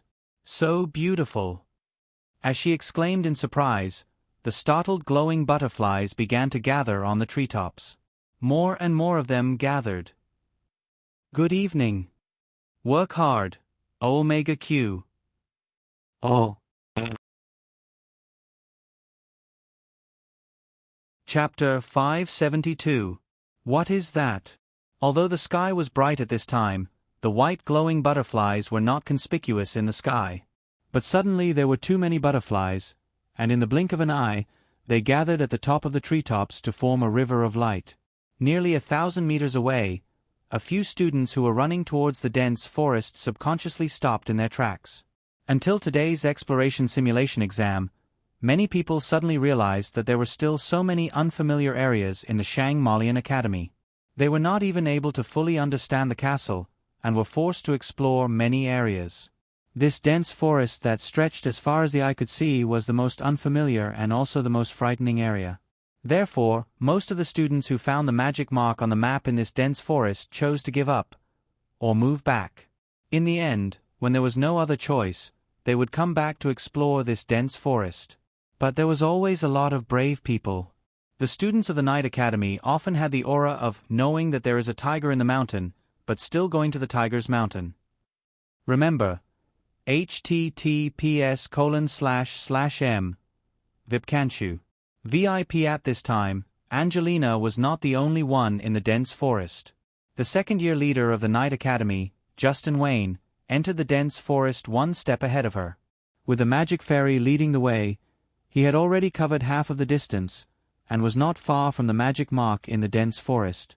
The dense canopy blocked his view, and he did not see the river of light converging, and was still cautiously moving forward. Outside the dense forest, whether it was Dake, White, or even a few other students who were aiming for the dense forest, they all paused for a moment, and then sped up again. After that, more people noticed the movement here and changed their target, and rushed towards the dense forest. The phenomenon caused by Angelina was like a firefly attracting moths, and it caused the students to gather from all directions. And the dense forest also opened its mouth. Dake's running speed was very fast. Professor Cheong-si stipulated that the students were not allowed to use magic cards to hasten their journey, and this naturally included riding magic fairies and using magic cards to increase their speed. But she did not forbid the students from using martial arts skills. Although Dake had not used it, but at this time, seeing the phenomenon in the dense forest, he could not help but activate his chakra, and moved chi to his legs, and suddenly burst out. He keenly sensed that someone in the forest might be in trouble. However, Since Professor Cheong-si had set up a mana marker in the forest, there shouldn't be too much danger in the periphery of the forest. Therefore, it could also be a false alarm. However, there were some things that couldn't be gambled. Crossing a kilometer in the blink of an eye, he quickly rushed into the dense forest and summoned the Hawkman wrestling. After the process of unsummon resummon, the sweat on the horned harpy's body due to training was completely filtered out. It looked at Dake energetically. "Hatcha!" Dake immediately said, "Fly over the treetops and lead the way." The Hawkman wrestling immediately understood. After a few steps, he spread his wings and flew high. Soon, he flew over the treetops and saw a sea of light formed by glowing butterflies. It narrowed its eyes and flew over. On the ground, Dake, who was holding the wrestling Hawkman magic card, could clearly sense the location of the magic fairy and followed closely behind. The deeper they went, the more luxuriant the trees became. The roots of the giant trees were intertwined. Their speed was affected and slowed down a lot. When Dake came back to his senses, he was surrounded by trees in all directions. If not for the Hawkman wrestling above his head to guide him, he would most likely be lost temporarily like Angelina. However, there were no ifs. Not only did he not lose his way, but he also quickly found Angelina. She was running outside. "Let's go." Angelina wasn't happy to see Dake. The brown-haired girl with twin ponytails looked flustered and her eyes were full of fear. She was holding 3 magic cards in her right hand, but the magic fairy she summoned was eaten by the monster behind her in the blink of an eye. Dake happened to see the process of one of the magic fairies being eaten and couldn't help but frown. The monster behind Angelina was glowing and had the outline of a deer. At a glance, it looked like a glowing white deer, even emitting a holy aura. However, at a closer look, its body surface was uneven, as if there were countless worms struggling and wriggling. Clearly, it was an aggregation of some kind of creature. Just now, when Angelina's magic fairy charged over, long tentacles suddenly extended from the monster's body. In the blink of an eye, the tentacles wrapped around the magic fairy. When the tentacles loosened, the magic fairy was only left with a trace of magic power. Clearly, this monster had the ability to absorb magic power. Thinking back to the sea of light he saw outside the forest, Dake immediately made a guess. Could it be a ghost butterfly? It was a mystical creature that lived in the leaves. According to legend, it was formed from the souls of the dead and was known as the white glowing ghost. In the habitat of the ghost butterfly, the local people believed that after death, a person turning into a butterfly was a beautiful vision, a proof of the kindness of the deceased. Thus, although the ghost butterfly had the word ghost, it was a rare mystical creature that was not feared by the people. In other words, they shouldn't be dangerous. Is my understanding too shallow, or is the current situation caused by the unique characteristics of the ghost butterflies in the dense forest? Regional characteristic. Dake slowed down as he pondered. He was more curious about the ghost butterfly than he was about Angelina. A female classmate ran past him, but he didn't even turn his head. However, after Angelina jumped past him, she couldn't help but stop and turn around. "Let's go." Dake was excited. He raised his hand and made an "okay" sign with his back facing Angelina, indicating that she could leave without worry. Angelina was startled, but she didn't leave. Although she didn't have much contact with Dake Dimming, because Dake was always the topic of conversation among the girls, Angelina knew a lot about his personality. Sometimes gentle, sometimes arrogant, sometimes passionate like fire, sometimes cold like a mountain. Dake Dimming always showed the right attitude at the right time. It was as if he was the embodiment of right. Angelina and her friends all agreed that Dake Dimming was a person that people couldn't help but want to get close to from afar, but once they got close, they would find that they couldn't get close to him. Outside of his charismatic core, there was a high wall that couldn't be crossed. As for YD Anna and Luo C from the noble house, why were they so close to him? Maybe it's a miracle. Angelina looked at Dake Dimming's back and knew that she couldn't change his mind, so she shouted, "Hey, be careful."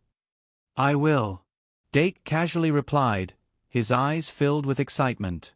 As the president of the Magical Animal Society, he couldn't just understand the society on the surface.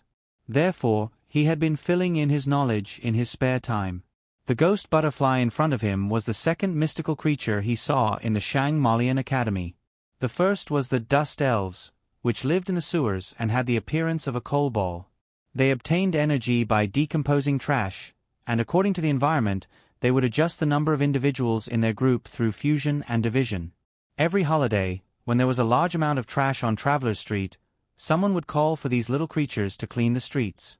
Dust elves weren't rare, but because they could only survive in dirty environments, once the environment became too clean, they would decompose on their own, so they weren't suitable to be kept as pets. The ghost butterfly in front of him was different. Although the ghost butterfly looked like a ghost, it was actually a worm. They were vegetarians, and they parasitized green leaves, using the photosynthesis of the green leaves to obtain energy. Occasionally, they would eat some leaves. Therefore, in theory, not only were they not dangerous, they were also very easy to keep. The magical animal society can't have only one mystical creature, right? Dake couldn't help but think. It's decided then. Hatcha! The eagle wrestling man flew back from the sky and landed in front of Dake. He put on a Wing Chun stance, his eyes sharp. Eagle wrestling man. Feather dance. Seeing that the ghost butterfly didn't show any signs of stopping, Dake spoke. The eagle wrestling man immediately flapped his wings, and along with the sound of the wind, slender feathers shot out from his wings. Under the eagle wrestling man's control, the feathers that were supposed to only have a disruptive effect turned into a spinning feather storm, fiercely piercing into the deer-shaped monster's chest. Puff, puff, puff. It was like throwing a stone into water. Ripples appeared on the surface of the deer-shaped monster's body, and the feathers pierced into it without much resistance. But in the blink of an eye, the feathers disintegrated into pure magic and were nibbled away by the deer-shaped monster. It seems that the effect of physical attacks is very low, but at least it stopped. The ghost butterfly monster could not only absorb magic, but it also had a physical immunity similar to elemental species. At first glance, it seemed to be immune to both physical and magical creatures, but in reality, that wasn't the case. Dake flicked his finger and pulled out a new magic card from his card pack. Come out, little devil. The bat-type devil that came out of the Academy card laughed proudly as soon as it appeared. Dake asked curiously, Little devil, what are you laughing at? The little devil raised its chin and said proudly, I made a bet with the ancient beast to see who would be summoned first. Dake thought for a moment and said helplessly, You're a senior after all. Isn't it the senior's duty to teach the juniors a lesson? The little devil said cheerfully, Once bitten, twice shy. I'm letting it know the dangers of society in advance. Dake didn't bother to pay attention to it. He pointed and said, Do you see the glowing white deer in front? I'll leave the rest to you. The little demonic beast glanced at the hawkman who was summoned first and said, No problem, who told me to be your senior? Dake was speechless. In short, he took out Pride 2 and cast the usual summoning spell. Bathed in the light of Pride 2, the little devil's aura increased tremendously. It went from a 1-star trash to a 2-star trash in an instant. Dake commanded, Use small dart to test it first. Understood. The little devil flapped its wings and skillfully formed a shark-head syringe and shot it out. This small dart also accurately hit the deer-shaped monster's body. The syringe head was sucked into the deer-shaped monster's body as if it was jelly. However, it didn't dissolve like the eagle wrestling man's feather. Dake said slowly, Although ghost butterfly looks like a ghost, it's a magical creature with the light element. Light and darkness, under normal circumstances, appear to restrain each other. Although I don't know why the monster it formed has the ability to absorb mana, it obviously can't absorb dark mana. Since that's the case, little devil, use demon hypnosis. Got it. The little devil widened its eyes.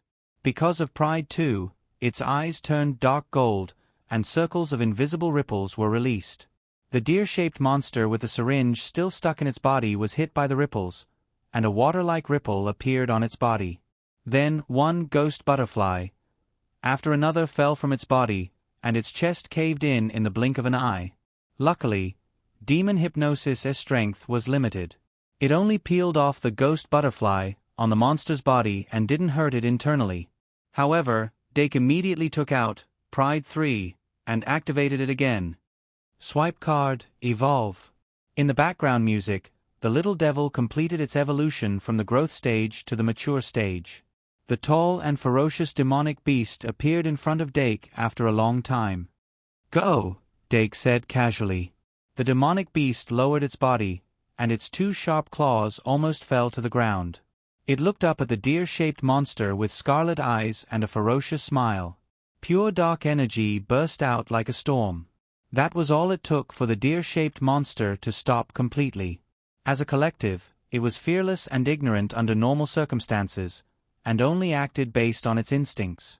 However, when all the ghost butterflies that formed it felt fear, the demonic beast took half a step forward, and the dark energy that poured out caused the deer-shaped monster to disintegrate. The ghost butterflies, glowing with white light, flew out and fled in panic. Even the ghost butterflies that were hypnotized on the ground were awakened. They flapped their wings desperately and struggled to fly. The demonic beast crossed its arms and smacked its lips, as if it hadn't had enough.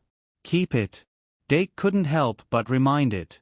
He then quietly walked past the demonic beast and came to the place where the ghost butterflies fell. Good, there are still 3. He squatted down and picked up the 3 ghost butterflies, like picking up bread. He held them in his palm. Got you, ghost butterflies. Even though the demonic beast had restrained itself, its pure dark energy still spread out. More ghost butterflies were frightened and broke away from the leaves. They instinctively gathered into glowing white monsters. The rest of the second-year students also entered the forest after Dake. Good morning. Last week of August, charge. Chapter 573. The monsters formed by the ghost butterflies were the natural nemesis of the magic elves. They seemed to be able to ignore the defense of the magic elves and directly absorb their mana. And once the magic power was exhausted, the life of the magic elf would also fade away. The second-year students who followed Dake into the forest soon encountered the glowing white monsters. The students of the Night Academy were never afraid of danger and immediately summoned their magic elves. As the first-tier magic guide spirits were summoned one after another, proud roars rang out in succession from the outskirts of the forest. The quiet forest finally became lively. Professor Pawa Cheong-si looked into the distance from the top of the castle. Her expression was full of joy as she looked at the forest. She always thought that the forest was a good place, but due to some special reasons, the academy didn't develop it. The ghost butterflies outside the forest were a protective measure. Once someone entered the forest, it was very easy for the ghost butterflies to go berserk. The ghost butterflies didn't have any offensive capabilities. Even if the ghost butterflies in the forest were somewhat special, they only had the ability to absorb mana. At most, they could only deal with the first-tier magic elves. Moreover, they didn't have any other means other than absorbing mana. Website: https://m Vipkanchu. VIP. Therefore, Professor Cheong-si wasn't worried about the safety of the students. If they couldn't even deal with the ghost butterflies, then they would have wasted their 1 year of study. No. Worthagod couldn't help but let out a slightly panicked cry as he watched the giant monster he summoned subconsciously being devoured by the ghost butterfly monsters. He wanted to see if anyone was in danger, so he sped up and rushed over. He didn't expect to encounter danger before he even saw anyone. The glowing white monster in front of him was a huge dog-headed man that was almost 5 meters tall. The dog-headed man was holding a war hammer that was covered with tentacles. With one smash, it ate half of the giant monster's head. Then, before the giant monster went berserk, it ate it clean. Beep. The dog-headed man raised its head and screeched. In an instant, it started running toward White. White hurriedly pulled out another magic card and completed the summoning before the kobold could reach him. A snow-white giant python darted out of the summoning array and slammed into the kobold. The kobold couldn't dodge in time and was hit squarely. However, the radiant python's head pierced through the kobold's body, revealing its upper body. The phantom butterfly in the kobold's body suddenly closed and locked the radiant python with its body. Then, the tentacles on its body suddenly expanded and turned into an octopus-like tentacle that tightly wrapped around the radiant python's body. Radiant python, use divine light. Seeing that the second magic elf was about to be devoured by the strange dog-headed man, White's face was covered in sweat, and he hurriedly issued an order. The body of the radiant python immediately burst out with sacred light. The kobolds that were illuminated by the holy light suddenly became like light bulbs, emitting a blinding white light. Oh no! White's expression suddenly changed, and he instantly realized what stupid thing he had done. Releasing light magic in front of a light elemental creature that could devour magic was no different from feeding it. White's radiant python had become the kobold's power bank. Not only did the kobold suck the holy light dry, but it also devoured the radiant python's body, and its magic power skyrocketed. White grabbed the radiant python's magic card tightly and turned to flee. Although his card deck had been expanded during the holidays, Troll and Radiant Python were still the core of his 3-star magic elves. Now that these two magic guide fairies had been insta-killed in a single exchange, it was inevitable that they would feel flustered. So what the hell is this thing? Why is there such a monster in this forest? His lack of knowledge made it impossible for him to understand the nature of the giant kobold, and he couldn't even think of a counterattack. He could only take out Holy Sword Curse and Taboo Love, while running and wait for an opportunity to strike. However, the kobold's magic power skyrocketed, and it was already behind him in the blink of an eye. There were a total of 12 students who entered the forest. Other than Justin, Angelina, Dake, and White, there were 4 students from the Knight Academy, 1 from the Fool Academy, 1 from the Noble Academy, and 2 from the Mage Academy. Among them, the 4 students from the Knight Academy had entered the forest after sensing the ghost butterfly strange phenomenon. Of course, their maps all had magical markers that marked the forest. After entering the forest, the 8 of them had similar encounters. Only 1 student from the Mage Academy was able to recognize the ghost butterfly and successfully chase it away. The other 7 people, like Victor, started a tug-of-war with the monster formed by the ghost butterfly. A tense atmosphere quickly spread. After Dark Diamond obtained the 3 ghost butterflies, he stacked them together like a piece of paper. Ghost butterflies were a very magical species. Their body structure was very similar to elemental life forms. Not only could they be squashed, but they could also live in leaves. Thus, even if they were folded and stuffed into a pocket, they wouldn't be killed.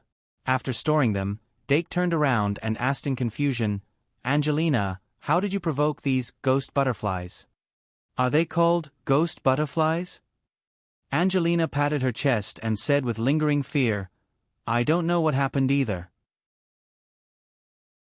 I just screamed into the air, and a large group of ghost butterflies came out of the giant trees nearby. Then it became like this." Dake said kindly, "You can't scream when you're adventuring in an unfamiliar area. Especially in the underground city, it will attract waves and waves of demons." "I know." Angelina looked away and said playfully, "But this isn't Dungeon YA." Dake shook his head and said, "You can't say that. Isn't your experience enough to explain the problem?" Angelina said, "Girl, all right." Seeing that she still didn't care, Dake lost interest in continuing. He took out his school card and looked at the map and said, "Since you're out of danger, let's go our separate ways." Angelina immediately panicked. "Can't you bring me along to find the magic marker? I've been lost for a long time." Dake raised the magic card in his hand and waved it at Angelina, saying, "This isn't a team game." After saying that, he immediately called the demon beast and squeezed every second of its value. Although the demon beast looked cold, it still waved its claws to open a path. Dake followed closely behind and left quickly. Angelina furrowed her brows. After a while, she clenched her teeth and summoned a new magic elf. She then proceeded in a different direction from Dark's. But since they had the same goal, even if they chose different paths, they would still meet at the same destination.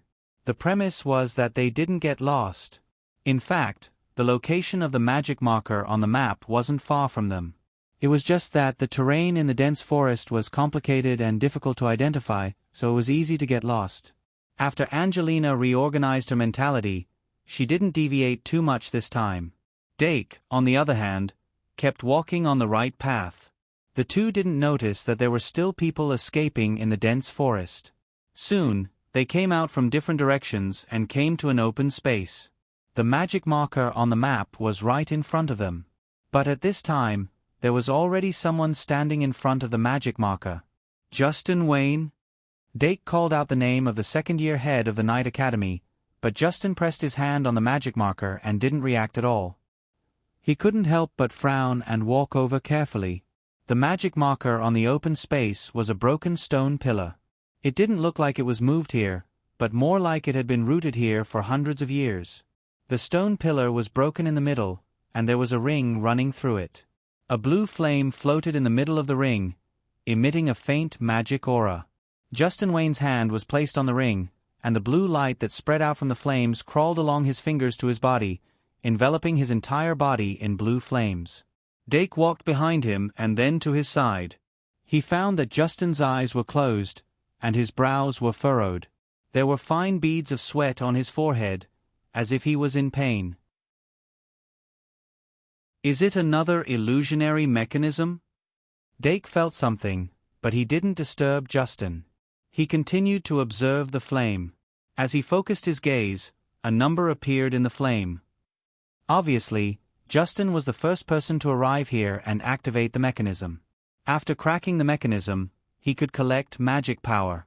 Dake walked to the other side of the stone pillar, glanced at Angelina who was walking over, and said, "Do you want to do it, or should I?" Angelina didn't think much and said, "You do it. I'll watch. Then I'll go first." Dake had the demon beast retreat behind him, then reached out his hand, and like Justin Wayne, gently pressed on the inside of the ring. The flame in the ring suddenly surged, and the blue flame quickly spread along his fingertips, covering his body in the blink of an eye. He closed his eyes, and a scene reflected in the sunset quietly appeared in his mind. The first thing that came into view was a square paved with gray stone bricks. At the four corners of the square, there was a familiar-looking stone pillar. There was a ring running through the middle of each stone pillar. The blue magic flame quietly floated in the middle of the ring, and the light it emitted illuminated the corner of the square. Dake's figure appeared in this illusion, and he stepped on the square. The feeling of stepping on solid ground was very clear, and no one would think that this was actually an illusion. Dake squinted his eyes to experience this feeling of reality. The cold wind blew against his cheeks, and there was a faint smell of sulfur in the air. Suddenly, a long spear fell, and with a thunk sound, it stabbed into the ground beside his feet. And in the center of the square, a vortex-shaped space channel slowly appeared, and the body of a fierce beast drilled out of the vortex. It was a tall werewolf with gray fur all over his body. The werewolf's body was bent, but its head was still more than 3 meters tall. Its two hairy arms reached to its knees, and its eyes were scarlet red, and its mouth was full of sharp teeth. Dake reached out and grabbed the handle of the long spear, and his eyes were unprecedentedly serious. The mechanism test this time was very obvious. Pick up the long spear, and stab the werewolf to death.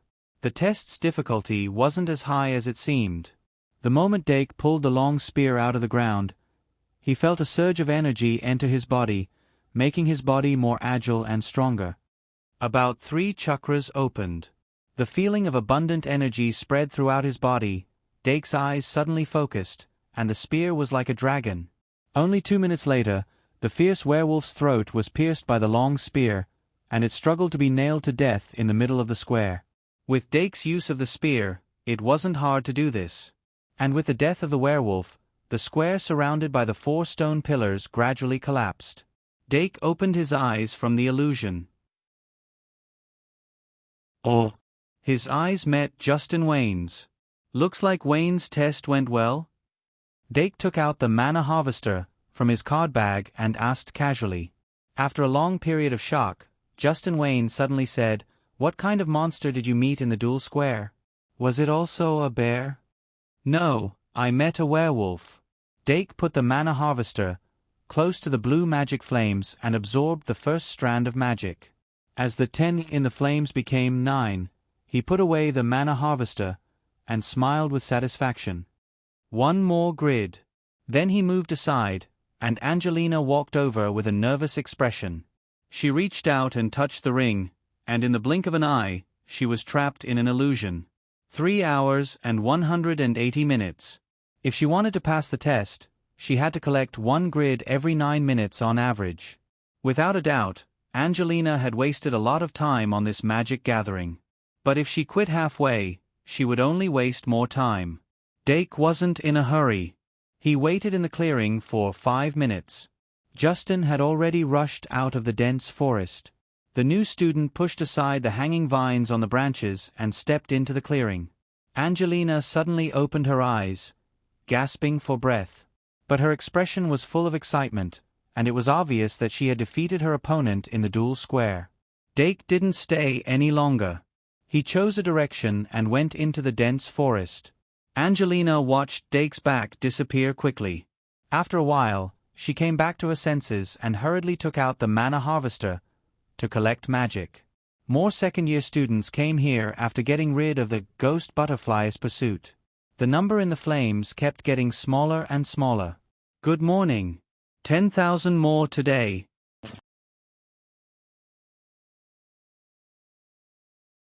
Chapter 574.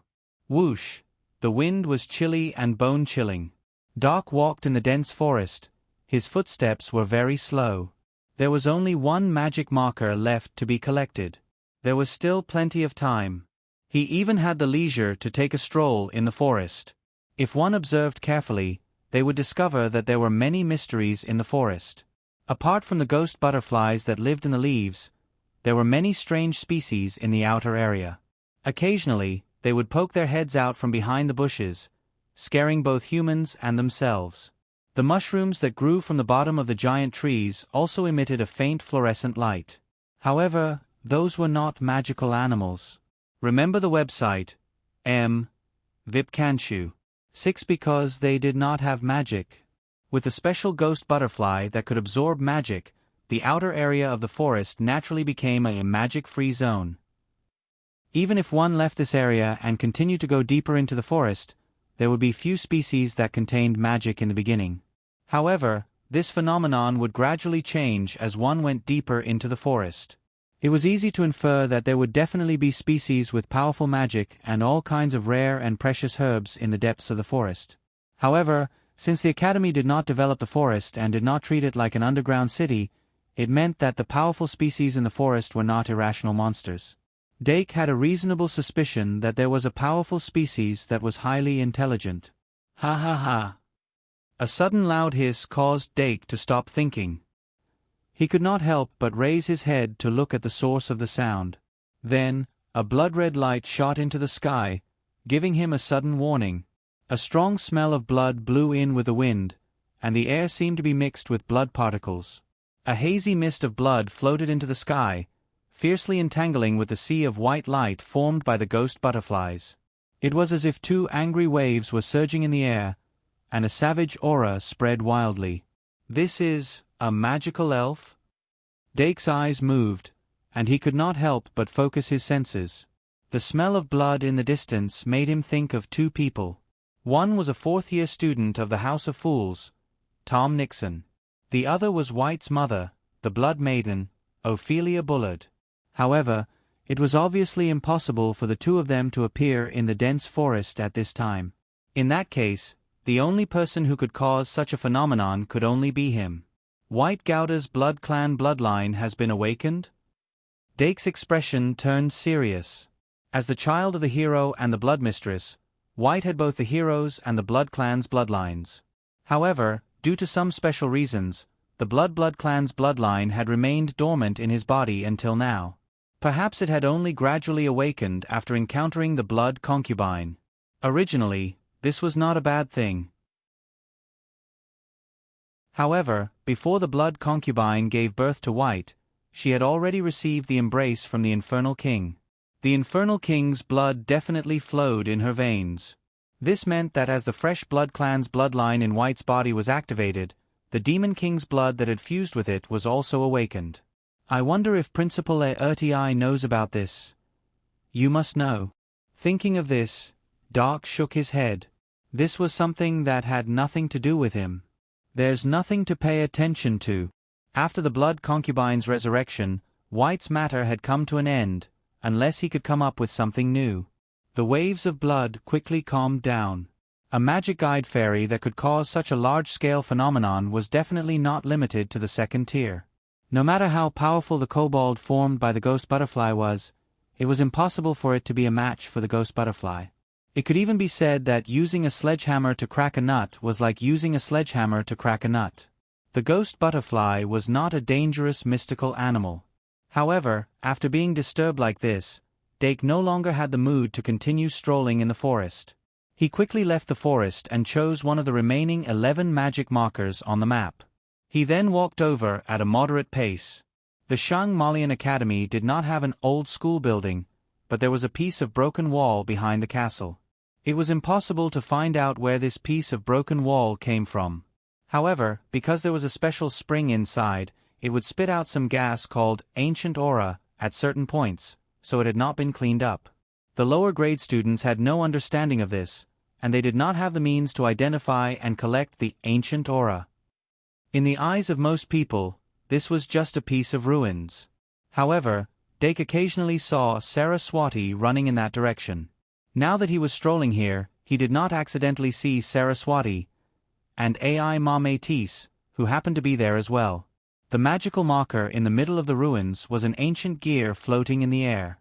The number that appeared above the gear was 10. It was obvious that no one had solved the level corresponding to this gear. Indeed, Doc was here for the sake of challenging the difficulty. However, Sarah and Ai Ma, who were standing on both sides of the gear, seemed to have the same idea. Neither of them seemed to be in a hurry. They were probably close to the end of the exam, which was why Yu was here to study. However, it was slightly different from what Dake had imagined. They were not trapped by the level, but trapped by the level's trigger. In other words, they did not even trigger the level. Dake could not help but ask curiously, "How long have you been here?" Sarah raised her head and revealed a bright smile. "It's been 10 minutes, right? How about it? Have you finished your exam?" Dake shrugged and said, "There's still one more." Then he pointed to the gear and pouted, "Here, this one." Ai Ma mocked, "Then I suggest you study it after you've finished." Dake was slightly surprised. "Have you collected 20 magic markers?" Ai Ma shook her head decisively. "No." Dake was stunned. "Then why are you?" Ai Ma stood up and gave him a small stare. "I'm afraid you'll miss the exam because of this." Before her voice died away, she had already walked away and said leisurely, "Anyway, I'm leaving first, you guys continue." After saying that, she really left. Then Sarah rolled her eyes and said, "Then I'm leaving too. Good luck, Dake. I'm looking forward to the day you crack the puzzle." So half a minute later, the two girls around the gear both left. The other students spread the word among themselves, and most of them also knew that there was a magic marker here that could not even be activated by the level, like a dud. Even professors make mistakes sometimes. They thought so and did not take it seriously. In fact, Dake had come over because he heard that the magic marker here was hard to crack. He did not expect it to be so hard to crack. Anyway, let's take a look first. He blinked and reached out his hand directly to the gear. The teeth of the gear were not dense, and the surface looked like both metal and rock, difficult to distinguish, covered with cracks. Most of these magic markers were not local products. This gear was also out of place in this ruin. Where did Professor Cheong-si get it? Dake stopped his hand, and when his fingers approached the gear, they touched a layer of transparent membrane. He changed his gesture from poke to touch. After one round, he figured out the structure of the membrane. It was a soft shell shaped like a football. With a little force, his fingers could press on the soft shell and leave marks. But when he continued to press down, he found that he could not press it at all. Ai Ma and Sarah were blocked by this layer of soft shell. Indeed, I can't even put my hand in, how can I activate the level? Dake shook his head and retracted his hand. In this situation, the first thing he thought of was actually a violent breakthrough. Maybe he could summon a high-attack magic fairy and directly break it. But this obviously did not meet the requirements of the assessment. Maybe this membrane is the level? Dake could not help but think. Then, after careful consideration, he summoned the Dream Demon. The reason why he chose to summon the Dream Demon was naturally because it was a ghost. The ghost butterfly he encountered not long ago gave him inspiration. Since the gear was protected by a physical barrier that could be touched, then he would use a ghost that could pass through walls. Little Demon, the little Dream Demon pounced on his face as soon as it appeared. He hurriedly reached out and grabbed the sides of its body, then turned it around so that it faced the gear and said, "There is an invisible barrier outside the gear. Let's see if we can pass through it." Little Demon, the Dream Demon shook its head violently. "If it is a magic barrier, you can't pass through it as you wish?" Dake understood what it meant, but he still said, "Let's try." Only then did the Dream Demon squeeze out a small tentacle that was the size of a hand from its body and lightly touch the outer membrane of the gear. As a result, it passed through it directly. As expected, it is a physical barrier. Dake's eyes lit up, and he felt that he might have found the correct way to break it. Originally, these magic markers were designed for second-year students, so the difficulty could not be too high. At most, it was suitable for different groups of people. Just like the one he encountered at the beginning, which required him to solve math problems, it was very suitable for students of the Magic Institute. And the one in the forest not long ago was very suitable for students of the Night Institute. As for the gear in front of him, it was most likely for students with the ability to pass through. And just as Dake was thinking this, the little Dream Demon's tentacle had already touched the gear. In an instant, the gear that was originally floating quietly began to spin at high speed. A strange magic power came from the center of the gear, spreading out like a whirlpool. Dake did not react before he was enveloped by the magic whirlpool together with the Dream Demon. The ground beneath his feet seemed to be dyed black by black ink, and it instantly lost its luster. When he looked down and raised his head again, even the gear had completely disappeared. His entire field of vision was pitch black, and only the outline of the Dream Demon's body was suffused with light. Dake suddenly understood. This should be a barrier that could only be triggered by a spirit elfin. But how do I break it? When this thought flashed through his mind, the darkness in his field of vision was suddenly dispelled, and with a point as the center, the light spread out in all directions. But the world that had regained its luster was no longer the ruins behind the castle. Dake suppressed the curiosity in his heart and slowly looked around. The ground beneath his feet had become flat bricks. Although it was not clean, there were no cracks. And the walls and broken pillars that should have collapsed had been erected once again. The entire ruins had turned into a city with an unfamiliar style. He had never seen this style of architecture in books, and the typical ancient cultures were also very different. The heads of the beasts that were carved everywhere as totems were also difficult to identify. When he subconsciously wanted to go closer to take a closer look, the ground beneath his feet suddenly began to move backwards. And his body was rapidly moving forward because of this. The buildings on both sides of his body disappeared like flowing water. Then, he suddenly froze. Dake opened his eyes wide and found himself in a building that looked like a church. The interior of the building was empty, and there was a hemispherical ceiling above him. The surrounding walls were filled with windows, and the blazing white light shone in from the countless small windows, making the light in the room dazzling. In an instant, the white light burst out. Dake's consciousness went blank for a moment, and when he came back to his senses, he was standing in the ruins again. He suddenly raised his head, and his eyes reflected the huge castle. And the floating cog in the air had stopped spinning. He subconsciously reached out and found that the membrane that protected the cog had completely disappeared, and he could directly touch the cog with his outstretched hand. This made him unable to help but have a question in his heart. Where is the test? He originally thought that this was also a test in illusion, but in the end, other than seeing the scenery of an ancient city like he was sitting on a train, there was nothing else. Although that scene could shock one's heart, it did not have any riddle-solving elements. With a trace of doubt, Dake took out the magic harvester and began to gather.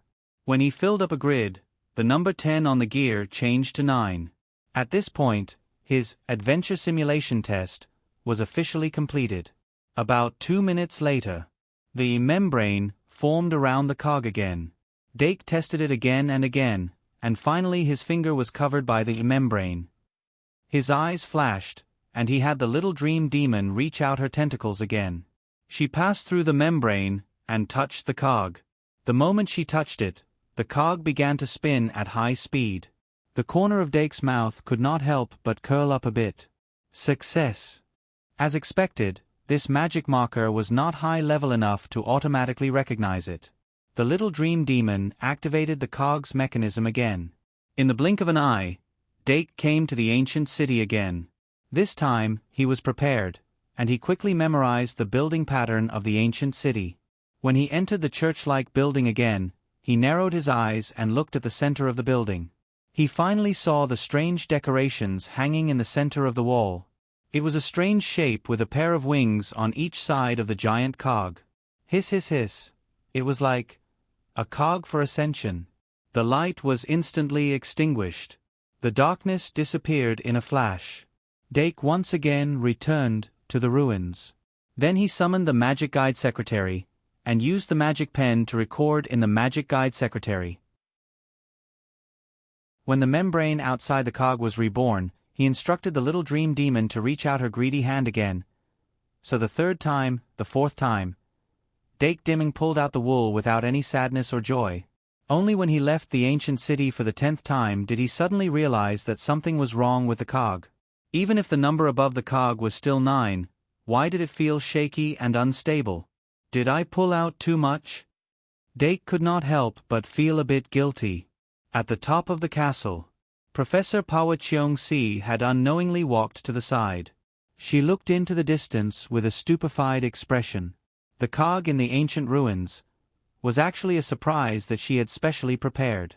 As long as she summoned a ghost elemental magic guide fairy to touch the cog, she could activate the cog's mechanism and lead the magus into the illusion to experience the glory of the ancient city. As for the original appearance of the city, it was actually restored by the professors based on the broken walls left behind in the ruins. Exploring the history of the city was also a topic that one of the professors had been working on for a long time. When she set up this magic marker, Professor Cheong-si did not expect that someone would keep pulling out. Forget it. But she shook her head in the end. It's just an illusion of a city anyway. Above the ruins. Dake waited in place for 5 minutes and found that although the cog still had some magic power, the membrane outside did not show any signs of rebirth. He suddenly realized that he had pulled out too much. Even if he had a soft, thick skin, he could not take it anymore. What should I do? While his mind was wandering, Dake took a step back and noticed that someone was walking over. Hey, Dake. Little fatty Pit Tan ran over and stared at the cog. I saw that you were sitting here for a long time. Have you solved it? Dake shook his head. No. There was no puzzle at all. How could he solve it? But Pit Tan rubbed his hands and did not give up. He bent down to touch the cog. Of course, he touched the cog without any hindrance and felt the magic power in the cog. Didn't I solve it? He was suddenly overjoyed and quickly took out his magic collector. Forget it, I'll just turn myself in. Looking at Pitten's back as he happily left, Dake could not help but bitterly smile. Then he put away the magic elf and walked to Arena 1.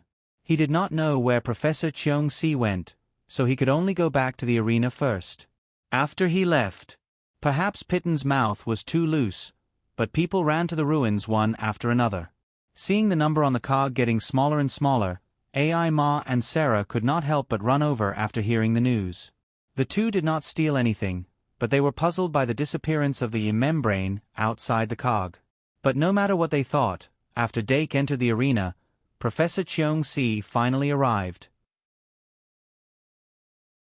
Professor Cheong-si deliberately came down from the top of the castle and deliberately walked around in front of Dake to lure him into the room. Professor Cheong-si crossed his arms in front of his chest and leaned against the wall. He looked like he wanted to say something.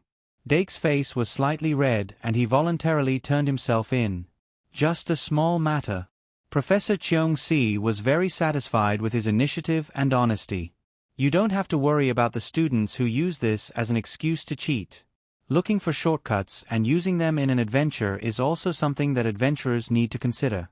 Also, the assessment criteria is not just the ranking of the simulation exploration. Dake. Ha. Professor Cheong-si smiled and said, there will always be people who need more stability to find their own path. As professors, we want the students to be better, not to deliberately make things difficult for them. In the end, they stay because they need to stay. After Dake walked out of the small room, he was slightly relieved. After that, he did not sit down to rest in the arena. Instead, he took out the map and continued to search for the remaining 10 magic markers. The magic markers were not placed there for no reason. The level configuration was also meaningful. After tasting all the magic markers, there would always be something to be gained. Time passed quickly. Some of the students who had completed the 20 collection missions returned to the arena one after another. But there were also people like Dake who continued to search. The competition between the students was actually not that intense. There were only a few minor conflicts when competing for the final spot for the magic marker. More often than not, they needed physical strength and mental strength. This was also a very important factor in an adventure in the dungeon. Enough physical strength could help adventurers go further. Brain power, on the other hand, allowed adventurers to obtain more protection. It had to be said that this simulation exploration assessment was actually very interesting if the assessment factor was removed. Many of the students looked like they were not satisfied after returning. And these reactions were also seen by Professor Cheong-si. She was full of smiles. Basically, she had decided to use this model for this year's Halloween event. After so many years of activities, there was always a need to add a new style. But when the time came, more rules would be added so that the junior students could also interact with the senior students. This would make the competition more intense, make the excitement more violent, and make the night more interesting. I wonder what will this year's Halloween be like? Professor Cheong-si was looking forward to it. At 12:56, Dake returned to Arena 1. At this time, he had solved more than 30 levels. But because he did not collect any magic markers, it did not affect the other students. He entered the arena from the entrance and subconsciously looked for Anna and Luo-si. After a while, he smiled and walked toward them. There were still 10 minutes to 1:10. Since they were already in the arena, it meant that they had completed the assessment mission. Although Dake was worried about them, he would not lead them everywhere. If the children wanted to grow up, they had to learn to be independent. He quickly met up with the two of them and listened to Diana's chatter about her experience during the assessment. His mind was at peace. At 1:10, when the students were starving because they did not have lunch, the assessment time finally came. At this moment, all the numbers displayed on the mana markers returned to 0, and the mana markers converged inward, no longer able to be collected. After another 10 minutes, all the students in the academy returned to the arena. Professor Cheong-si clapped her hands and suddenly shouted, "Line up!" After a while, the students were divided into 4 squares and lined up neatly. Everyone had different expressions. Professor Cheong-si looked around and said seriously, "Now, let's start the inspection. Bring the magic markers up in order." There were 20 magic markers, and on each of them was recorded the time when the magic markers were full. By inspecting the magic markers, it was very easy to know the students' assessment results. At this time, the people who had completed the assessment early were naturally full of smiles. And the people who had not completed the assessment when the time was up looked very upset. But today's result was yesterday's cause. They lacked sufficient physical strength and knowledge, so they could not pass the assessment. It could only be said that after this assessment, these students could learn from the shame and be brave. Different from them, the other group of students who had completed the task late were quite confused. They did not know the order in which they had completed the assessment, so they could not judge whether they had passed or not. Once they became the 40 in the last 40, it would be more painful than eating yellow lotus. Dake was called over by Professor Cheong-si. Professor Cheong-si checked a magic marker and reported a time. He wrote down the time and roughly sorted it. In the end, he rearranged all the times and drew a table. The whole work lasted until 2 o'clock in the afternoon. After Professor Cheong-si got the table, he asked the students to line up again and said, "Let's start with the first one." Dake Dimming. Dake was not surprised.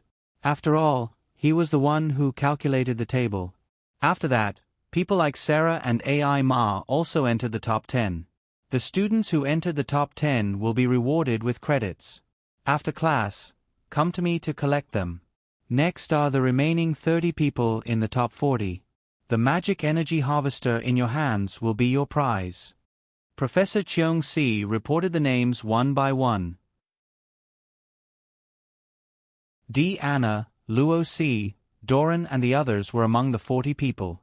What was surprising was that the hero's son who was the focus of everyone's attention seemed to be missing a spot. White Gouda's face was a bit ugly. The quarrel at the entrance of the underground city and the trip to the dense forest had wasted too much of his time. At the entrance of the underground city, he did not succeed in collecting the magic marker. When he finally found the marker in the dense forest, the number on the stone pillar had already turned to 0. These two misfortunes had completely dragged him down. Although he had managed to complete 20 collection tasks, he was not too confident that he would pass. And Luo Boat was even slower than him. Once he was in the bottom 40, Luo Boat would not be able to escape. The trip to the underground city that the two had been planning was completely ruined. After Professor Cheong-si reported the top 40, he picked up the thermos flask and drank some hot water before continuing, next, starting from a last place. As the names were read out one by one, the little magisters whose names were called almost split open on the spot. Every time a name appeared, everyone's attention would be focused once. The students' attention to the unqualified was even more intense than the qualified. And the students who were unsure of the results and whose names were not called were frightened, afraid that the next name would be them. In this gradually anxious atmosphere, students were eliminated one after another. 40 places were indeed too many. There were only a total of 160 people in the second grade. 40 people was a full quarter. This meant that 1 out of 4 people would be eliminated. Under these circumstances, it was not surprising that anyone other than the top 40 would be called out. At some point, the people who were called out could not help but wail. It could be said that the wails were everywhere. 35. Finally, Professor Cheong-si reached the 35th name. Many people quietly let out a sigh of relief, but some people's expressions became more and more unsightly. Luo Boat Broheim was one of them. His expression was even more unsightly than White's. In order to relieve the pressure, White whispered, "Luo Boat, do you remember how much faster you are than that person?" It was rare for Robert to suppress his loud voice. He took a deep breath and said, "Not much faster. White, I have an extremely bad feeling. I'm finished." No. White laughed dryly. "I'm not that much faster than you. You can't be finished." Luo Boat pressed his hand to his heart. It was the first time he felt it beating so fast. He whispered, "Don't comfort me. I know I'm not that good. I even lost to Luo Si." White said reluctantly, "How can that be? You're so fast. What's the use of being fast?" Luo Boat smiled bitterly. "I was the first one to find the magic marker, but I couldn't solve the puzzle at all. It wasn't easy for me to get it out after everyone else had left. White, I'm probably finished. When the result comes out, don't forget to find a guide. It's too dangerous to go into the dungeon alone." White's face was stiff. "No, we agreed that we'd go together for the first time." 37. Luo Boat's expression became more and more unsightly, but he couldn't help but feel lucky. "There are only 3 left." White hurriedly said, "There's a big chance.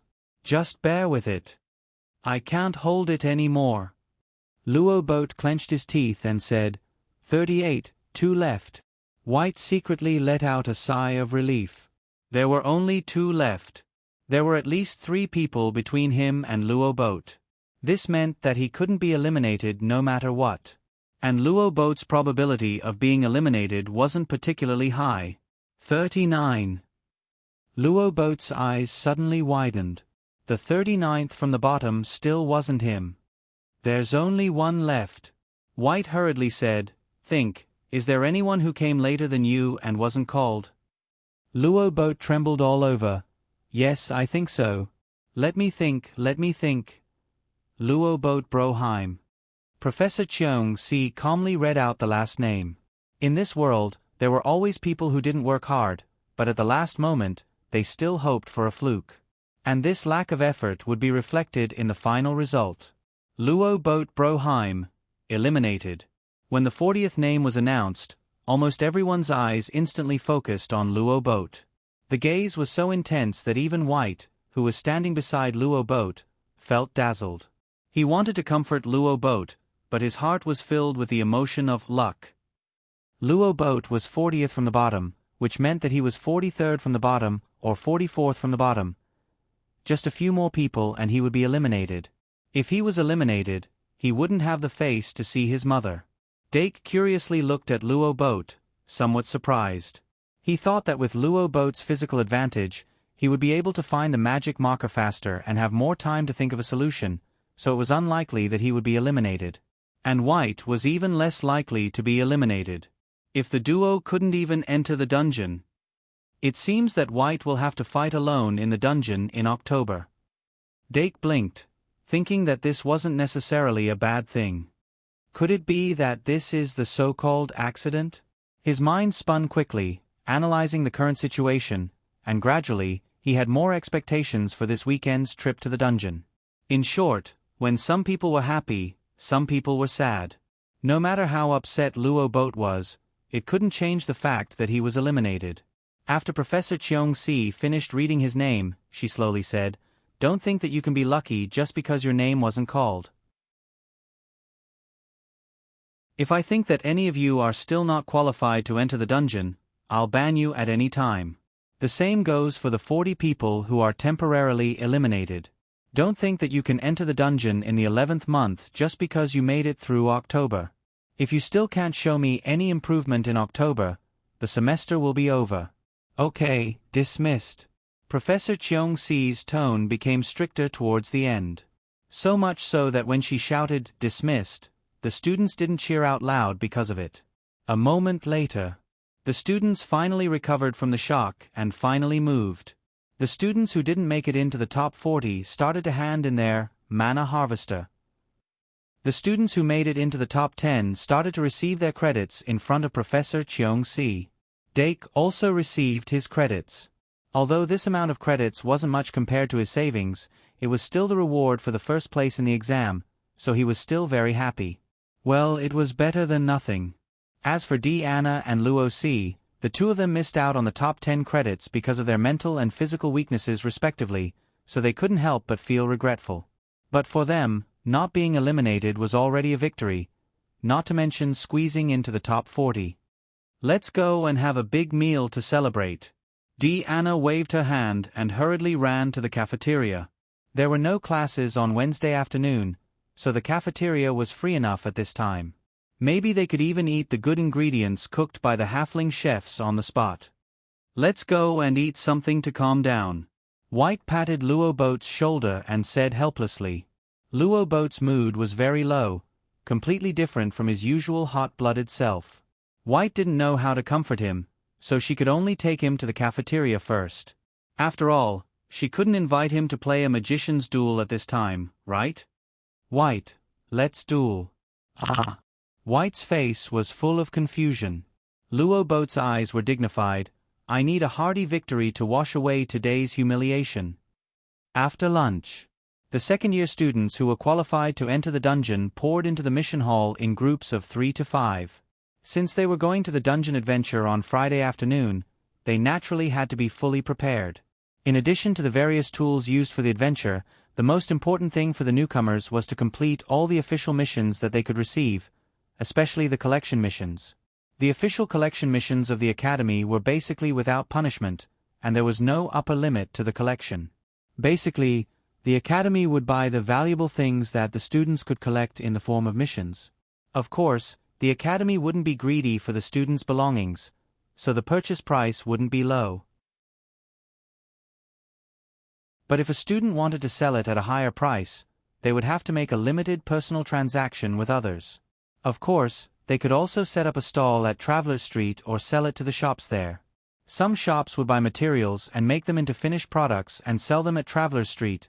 They weren't allowed to take them out to sell.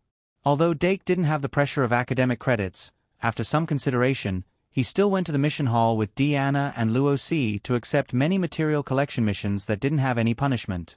These missions would also give him something to do while searching the dungeon. They stayed in the mission hall until it was almost evening before they left together. Dake's main missions were Safety First and Advancement Door. He needed Dungeon Storage Box, Dungeon Escape Device, and Door Key 1/1. In addition, he chose to enter the dungeon alone because he had another purpose. After dark, Dake went to the Magical Zoology Society. Katerina and Brittany found a small bonsai tree from somewhere and placed it in the living room with glass on all sides. Among the 3 green leaves of the bonsai, there were 3 ghost butterflies living there. This was the second type of magical animal in the Magical Zoology Society.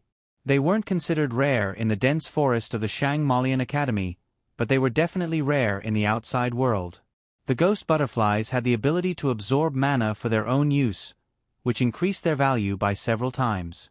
Katerina was obviously very interested in these rare creatures that weren't even mentioned in books.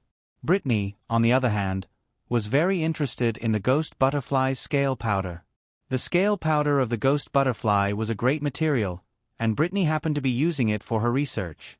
The treatment of the ghost butterflies in the Magical Zoology Society was obviously different from the other magical animal, the Ubisoft bird. The members of the Magical Zoology Society mostly treated the Ubisoft bird as a baby, while the ghost butterflies were the magical animals that could be researched normally. This might become the research topic of the Magical Zoology Society this semester. Dake even thought of the name of the research report, The Reason and Expansion of the Mutant Ghost Butterfly's Magic-Absorbing Characteristic. After the observation of the ghost butterflies came to an end, Dake asked the magician secretary to display the records of the ancient ruins for further research. At 8 o'clock sharp, Professor Ka Zayer knocked on the door. Dake and Professor Ka Zayer had been researching the spirit bug's morning life, evening life, for the past 2 days. Because of that, he didn't activate the bug's intelligence. Half an hour later, the experiment at night was also successfully completed. Professor Ka Zayer and Dake had a detailed discussion about the experiment and shared the results of their research. Professor Ka Zayer quickly left with the experiment data, and Dake sat down to digest it. After digesting the data, he took out the notes from the alchemy lesson and reviewed the Eye of Truth. He would try to activate the Eye of Truth tomorrow. After thinking about it carefully, he suddenly felt a little nervous. 5 in 1, 10,000 plus, 0197/233, August is almost over. Brothers, if you don't vote now, your monthly votes and blades will go to waste. Greed +1.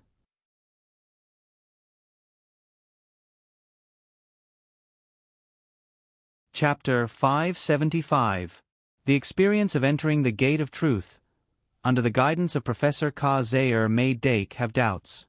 Although everyone saw different things when they entered the Gate of Truth, he still felt that what he saw was a little strange. After all, no one could see the truth of other people. Regarding this matter, he didn't even reveal too much to Professor Ka Zayer.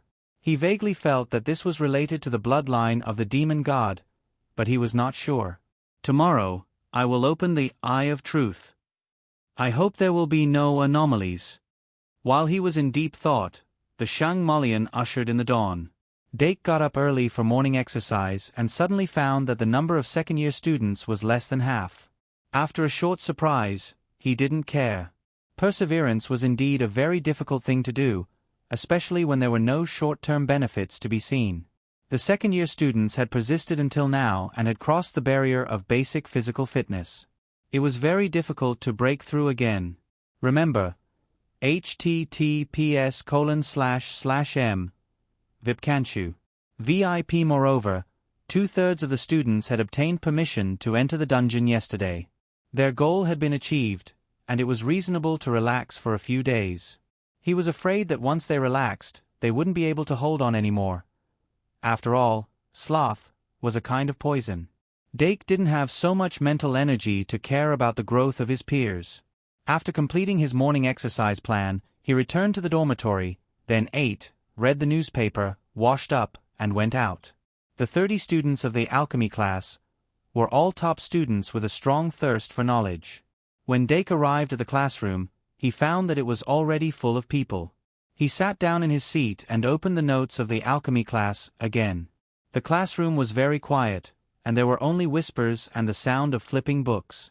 After he sat down, Eudora squeezed over again, but she didn't say much. Whether it was the junior or the senior, they all attached great importance to today's class. The opportunity to open the Eye of Truth was the dream of all alchemists. No, it was the dream of everyone. Of course, the Eye of Truth's value reflected the value of the Eye of Truth, but its true value was beyond that.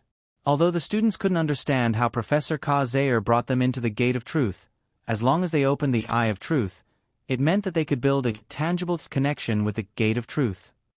Being able to maintain a connection with the Gate of Truth meant that even if they couldn't actively enter the Gate of Truth, it was very likely that they would passively enter the Gate of Truth, under various coincidences. The so-called truth was the true reason. Whether it was during sleep, research, or epiphany, as long as there was a chance to enter the Gate of Truth, it would bring about key revelations. Perhaps it was a premonition of danger, an inspiration for research, or a description of what one desired. Even if the probability was very small, it was still a possibility.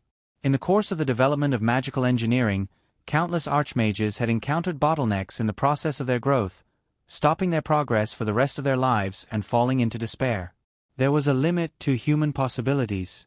What the Gate of Truth could give was the possibility of breaking through this limit. In other words, even if the students present would never come into contact with alchemy knowledge in the future, the opening of the Eye of Truth would still benefit them for the rest of their lives. 8:00 sharp. Professor Ka-Zayer entered the classroom after the bell rang. He had a smile on his face, and his eyes were abnormally deep. When he walked to the podium, he raised his magic wand and said loudly, "Today's topic is to open the Eye of Truth." Below the stage, sparse chatter could be heard. But it also disappeared quickly. Professor Ka-Zayer looked at the serious students with satisfaction and said, "What is the Eye of Truth? How is the Eye of Truth formed? We have already learned about this in detail in the last class. And in this class, the first thing to talk about is how to open the Eye of Truth. But before that, I have a question. Do you think it is difficult to open the Eye of Truth?" "Ai Ma, you answer." Ai Ma stood up and said, "Professor Ka-Zayer, the Eye of Truth is naturally difficult to open. Almost no one can complete the prerequisite of establishing contact with the Gate of Truth." Professor Ka-Zayer said kindly, "Then, what if you have already made contact with the Gate of Truth? For example, you guys." Ai Ma frowned and hesitated. "It should be difficult, right?" Professor Ka-Zayer pressed his magic wand down and motioned her to sit down. Then he looked at the back row and asked, "Is there a different opinion?"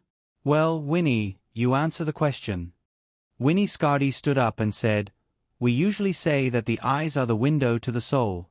And the Eye of Truth is essentially the window to the truth. It's just that this window is very small, and the authority is not high. Before discussing the difficulty of opening the Gate of Truth, we first need to know how to open a window in the Truth Palace. Of course it's difficult. But we have already opened the Gate of Truth, haven't we?" "That's right." Professor Ka-Zayer nodded with relief. "The first thing we have to figure out is this. The difficulty of opening the Eye of Truth is definitely not high. There's no need to be timid about it. Calm your mind. Next, I will guide you to open it." Winnie Scardy's speech was very convincing. Combined with Professor Ka-Zayer's affirmation, those students who had doubts about whether they could open the eye of truth slowly stabilized their minds. The following teaching was naturally smoother. After more than 40 minutes, Professor K. Zayer explained the method of opening the eye of truth in detail and analyzed every step. The students present were all quick-witted people, and they basically understood it on the spot. Immediately afterward, he took out a magic card from his bag and distributed it. 30 people, each of them got a magic card. Then they immediately found that the magic cards of the people around them were very different from their own. After Dake got the magic card, he immediately found that there were significant differences between his magic card and Eudora's magic card. The most important difference was the lines on the back and the front edge. The only similarity was the eye in the middle of the card. It was vertical, like a cat's eye. Professor K. Zayer seemed to have customized an exclusive magic card for everyone. This workload was unimaginable. But on Professor K. Zayer, it seemed to be normal. Dake quickly accepted this fact and focused on his magic card. First of all, this magic card was not a finished product. Secondly, it was a one-time use. The preliminary work of opening the eye of truth was actually very complicated. Professor K. Zayer's so-called not difficult was not false because the part of the difficult was completed by him. Whether it was the prerequisite to contact the gate of truth, or this special magic card that included all the eye-opening processes, it was impossible for ordinary people to do it. Even in the Shang Malian Academy, there was no second person who could do the same thing. Although there were specializations in the field, Professor K. Zayer's methods had exceeded common sense.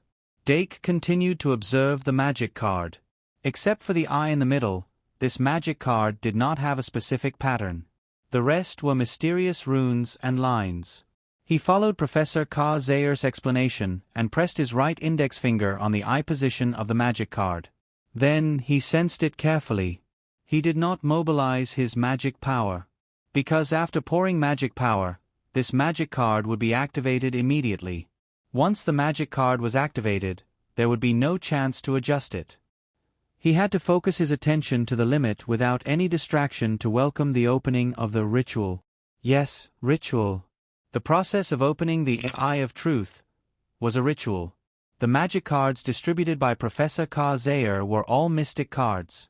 Dake had recently learned a lot of knowledge related to ritual summoning and mystic cards in the summoning class. He wanted to try to learn how to make the first mystic card, but he had not included it in his plan. On one hand, the knowledge he had was not complete enough. On the other hand, he had not thought about what kind of effect to make the mystic card. Let's not talk about this for now. Professor K. Zayer gave the students nearly 15 minutes to observe, familiarize, and record the instrument of truth in their hands. Then, he gave a more detailed explanation on how to activate this semi-finished instrument of truth. When everything was ready, he said, the opening of the eye of truth is different. No matter whether it is opened or not, don't be too surprised. Because the students around you are likely to be in the critical period. Now, press your index finger on the eye of the instrument of truth, close your eyes, focus, and pour magic power into the instrument of truth, according to my method. Finally, don't open your eyes until you can see it. The students who couldn't wait immediately pressed their right index finger on the eye pattern of the instrument of truth, then closed their eyes and began to mobilize their magic power. After Dake heard this, he immediately began to do it. As soon as he closed his eyes, his long-tempered spiritual power was focused on one point at that moment. Then, a strange feeling immediately arose. The magic power that gradually became active in his body seemed to be guided, and it was absorbed into the instrument of truth, without needing to be deliberately mobilized. He didn't know if other people had the same feeling. At this moment, he could only concentrate with all his strength. Just like what Professor K. Zayer said, he had to focus until he could see. His mind gradually became immersed, and the magic power flowed naturally.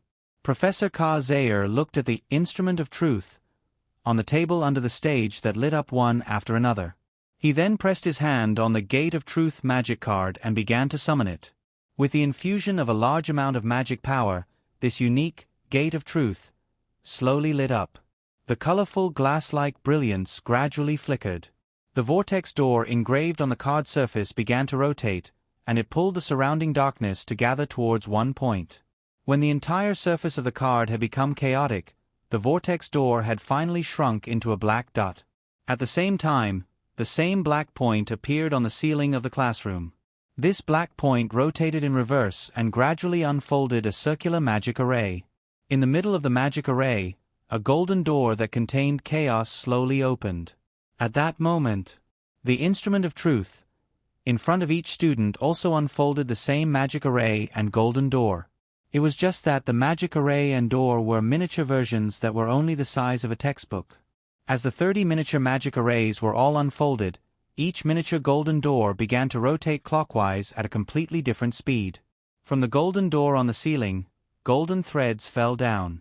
A total of 30 golden threads hung down on each person's head, but they didn't continue to go down. Instead, they stopped in mid-air. In the classroom, there was a strange atmosphere gradually emitting. Every student who had their eyes tightly shut felt a strange sensation at this moment. But they listened to Professor Ka Zayer's instructions and didn't have any intention of opening their eyes to look from beginning to end. The gate of truth was very dangerous. While people crazily pursued the truth, they could be swallowed by the truth at any time. None of the students present would underestimate this. A large-scale ceremony consisting of a gate of truth and 30 instruments of truth was unfolded in this classroom. Professor Ka Zayer was fully focused on controlling the ceremony, and the entire process of the ceremony continued to progress. Suddenly, he narrowed his eyes and saw a transparent, water-like monster that lacked a specific shape was born out of thin air. Those monsters came close to the students' faces and ears, looking with their eyes and smelling with their noses. But they didn't make a sound, they didn't touch the human body, and they didn't produce any smell. As long as people closed their eyes, they wouldn't notice their existence. Naturally, they wouldn't be attacked by them. Professor Ka Zayer was ready to make a move at any time, but until the most critical moment of the ceremony, no one quietly opened their eyes. This made him feel satisfied. Dake kept his eyes tightly closed the entire time. It was completely different from when he entered the Gate of Truth.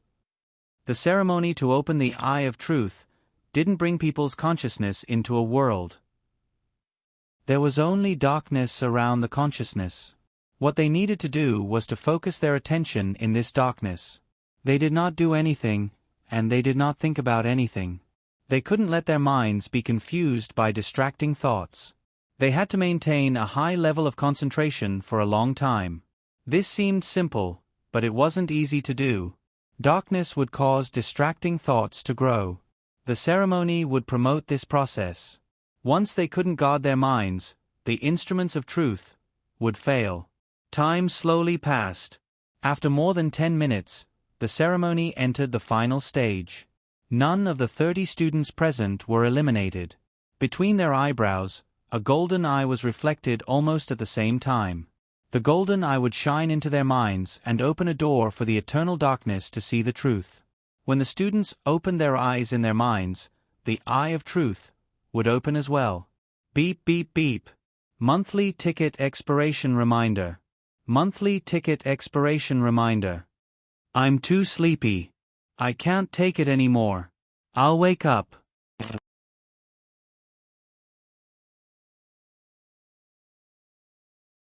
Chapter 576. At this point, there was only one step left in the ceremony. Professor Ka Zayer carefully observed the faces of each student, hoping that one of them would open their eyes first. Each of the 30 students below the stage had been reviewed by him, and they were suitable for the Eye of Truth. In theory, they could all open their eyes. However, theory was just theory. Reality was always full of deviations. Before a conclusion was reached, any accidents could happen. And the more critical the moment was, the more likely it was for accidents to happen. Professor Ka Zayer was very experienced in this. He focused his attention so that he could make a move at any time. Okay. Suddenly, he frowned and looked at the third-year student, Elsie Kevin. This third-year student, who had won the Crimson Star at the Halloween Festival, was the first to show signs of opening his eyes. Website: https://m Vipkanchu. VIP. Almost at the next moment, the tip of the golden thread suspended above Elsie Kevin's head suddenly trembled, and then it suddenly stretched down and touched Elsie Kevin's head. The phantom of the golden eye between Elsie Kevin's eyebrows suddenly floated, as if something as small as a worm was going to drill out from under his skin. Professor Ka Zayer's fingers moved slightly, and he became more focused. However, only a few seconds later, the phantom of the golden eye between Elsie Kevin's eyebrows suddenly froze. The skin under the eye cracked silently, and a golden eyeball squeezed out from the crack and merged with the phantom of the golden eye. The entire eye turned from illusory to real during this process, and then it was completely imprinted between his brows. A sound that only Elsie Kevin could hear suddenly rang out, and the golden thread above his head quickly faded away until it completely disappeared. The golden eye between Elsie Kevin's eyebrows turned into a complete eye of truth. His eyes were still closed, but the eye of truth suddenly opened and burst out the aura of truth. At this moment, he saw the outside world. Next, Professor Ka Zayer nodded slightly and praised Elsie Kevin's success. Then he continued to look at the other students. 2 students showed signs of opening their eyes at the same time.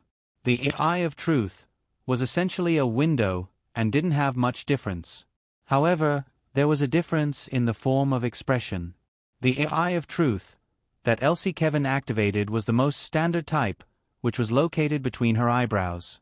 Other than that, there were other types that overlapped with the left and right eyes. What was even rarer was the type that opened their eyes in the palm or even the navel. Although the above types of eye of truth have no effect on its function, it will affect its appearance. After Elsie Kevin, more and more students opened their eyes.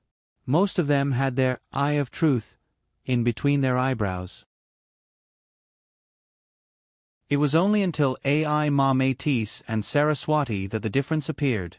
Ai Ma's eye of truth overlapped with her left eye, while Sarah's eye of truth overlapped with her right eye. After the 2 of them finished opening their eyes, they subconsciously looked at the student in the back row of the same year. After discovering that he showed no signs of opening his eyes, they curiously looked at the other seniors. Gradually, more than half of the students activated the eye of truth. The transparent monsters that wandered between the students also gradually decreased. The students could see their existence after opening the eye of truth, but none of them were surprised. Professor Kazel had already explained this in detail a long time ago. This kind of monster was called the filth of truth. They were the filth of truth. They would pollute the mind. But as long as the eye of truth was opened and the connection with the gate of truth was fixed, these filth of truth would dissipate. As time went by, more and more students opened the eye of truth. Suddenly, the temperature somewhere in the classroom plummeted, and ice crystals even appeared in the air. The students who had opened the eye of truth subconsciously looked over. Sitting there was the most dazzling star in the 4th grade of the Magic Academy, the descendant of the Winter Sage, Winnie Scarty. Winnie closed her eyes tightly, and the phantom of the golden eye reflected in between her eyebrows was dyed with ice blue. In between her eyebrows, ice crystals gradually condensed. Professor Ka Zayer silently appeared beside her and waved his hand to disperse the transparent monsters behind her. His eyes were solemn. Even so, he didn't immediately make a move. Instead, he let Winnie deal with the situation herself. After a while, an ice blue eye of truth condensed between Winnie Scarty's eyebrows. This eye of truth, that seemed to be condensed from ice crystals, exuded a strange icy aura. It was the first time Professor Ka Zayer had seen something like this in his life. But this might have something to do with the small number of samples he had. Today was also the first time he tried to open so many eyes of truth at once. The eye of truth shouldn't have any attributes, but she can actually transform it into an ice eye. I wonder what's so special about this eye of truth, with the ice attribute? Professor Ka Zayer's eyes surged with a strong desire for knowledge. Professor, can you not keep looking at me? A light voice suddenly sounded, causing Professor Ka Zayer to suddenly come back to his senses. He quickly retracted his gaze and then put his finger in front of his lips, signaling for silence. Winnie Scotty closed her mouth with a smile. She was obviously quite satisfied with her ice attribute, Eye of Truth. However, just as she was about to calm down and carefully experience the effects of her Eye of Truth, she suddenly noticed a strange phenomenon and turned her head to look in another direction. It was located near the window. Tom Nixon, who was also a fourth-year student, also showed signs of opening his eyes at this time. The tip of the golden thread that was hanging down from the Gate of Truth was actually suffused with the color of blood. A drop of black blood was squeezed out from between Tom Nixon's eyebrows. The drop of black blood merged with the phantom of the golden eye and slowly dyed it red. When everything was over, there was a blood-red Eye of Truth between his eyebrows. Blood wasn't a type of attribute. It was an extremely specialized type. If Winnie Scotty's ice eye was already very surprising, then Tom Nixon's blood eye would bring even more shock. However, today's phenomenon didn't end. Not long after Tom Nixon opened his eyes, the fifth-year fairy princess, Eluri Clarissa, condensed a pink, fairy eye. The fairy eye of truth. Professor Zayer blinked and only felt that he had lived for a long time. But it was precisely because of this that this world was so memorable. He looked away from Eluri Clarissa and couldn't help but look at Dake Dimming by the window in the back row. In this case, he subconsciously felt that Dake Diming's Eye of Truth would also have an anomaly. However, Dake's eyes were still closed and there were no signs of opening them. He wasn't in a hurry and continued to observe the other students. Soon, when the class was about to end, Dake Diming's aura finally changed. At this time, there were only 2 people left in the entire classroom who hadn't opened their Eye of Truth, and Dake was one of them. His mind was in the darkness, but he still maintained a high degree of concentration. All of his mental power was focused on a point corresponding to the space between his eyebrows, quietly waiting for the opportunity to come. In his consciousness, time seemed to have stopped. There were no distracting thoughts in his mind. His whole person seemed to have entered a meditative state, and there were no ripples. After a long time, the opportunity finally appeared.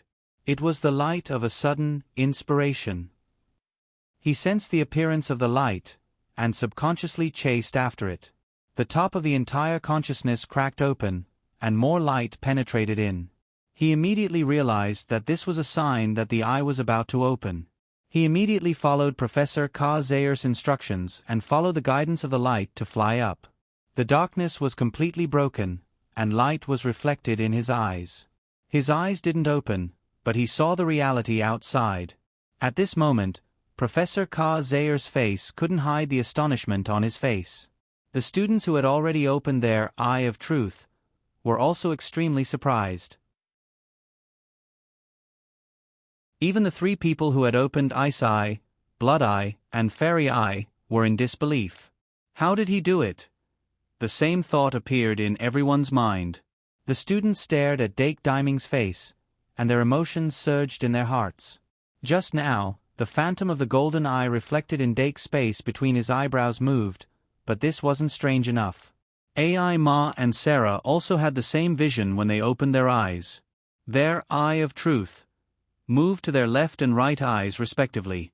However, the phantom of the golden eye between Doc's eyebrows split into 2 after a split second of movement. Yes. His Eye of Truth went from 1 to 2. There was no other vision, it just went from 1 to 2. Thinking about it carefully, it was normal. After all, humans had 2 eyes. But damn you! Up until now, Professor Cazell had never heard of an alchemist who could open 2 eyes of truth at the same time even in historical documents. This was completely different from the changes in attributes and characteristics. It involved the most fundamental change in the Eye of Truth. Professor Zayer suddenly looked up and said, "Sure enough, the golden thread hanging down from the Gate of Truth had indeed become extremely thick." The change that happened to Dake Diming was extremely simple and crude. His connection with the Gate of Truth became thicker than anyone else's during the process of opening his eyes. "You've lived for a long time." Professor Zayer rubbed his eyebrows, but a smile appeared on his face. When Dake's eye of truth was fully opened, the two eye of truth that overlapped with his left and right eyes made his eyeballs turn from green to pure gold. If people didn't know that this was the eye of truth, they might think that he was born with golden eyes. After he opened his eyes, the first thing he saw was naturally Professor Ka-Zair. At that moment, he suddenly had a very special feeling in his mind. That feeling was like standing in the elevator of the Oriental Pearl Tower, quickly climbing to the top floor, and then rushing out of the elevator in an instant. It was still climbing higher and higher. He suddenly closed his eyes, and when he opened them again, the color of his eyeballs had changed back to the beautiful green color, and then he was sweating profusely. He quickly understood what he saw and felt. Just now, he subconsciously activated the Eye of Truth to measure the value of Professor Ka-Zair. Professor Ka-Zair's power might have a limit, but in the Eye of Truth's perspective, he stood at a terrifying height that was completely untouchable. With Dake's current ability, it was impossible to measure his value at all. When he used the Eye of Truth, his magic power was consumed at an unprecedented speed, and almost all of his magic power was drained in an instant. Professor. He subconsciously wanted to say something, but from the corner of his eyes, he suddenly noticed that the person next to him still had his eyes closed, so he couldn't help but close his mouth. Professor Ka-Zair noticed the embarrassment in his heart, and he playfully winked at him.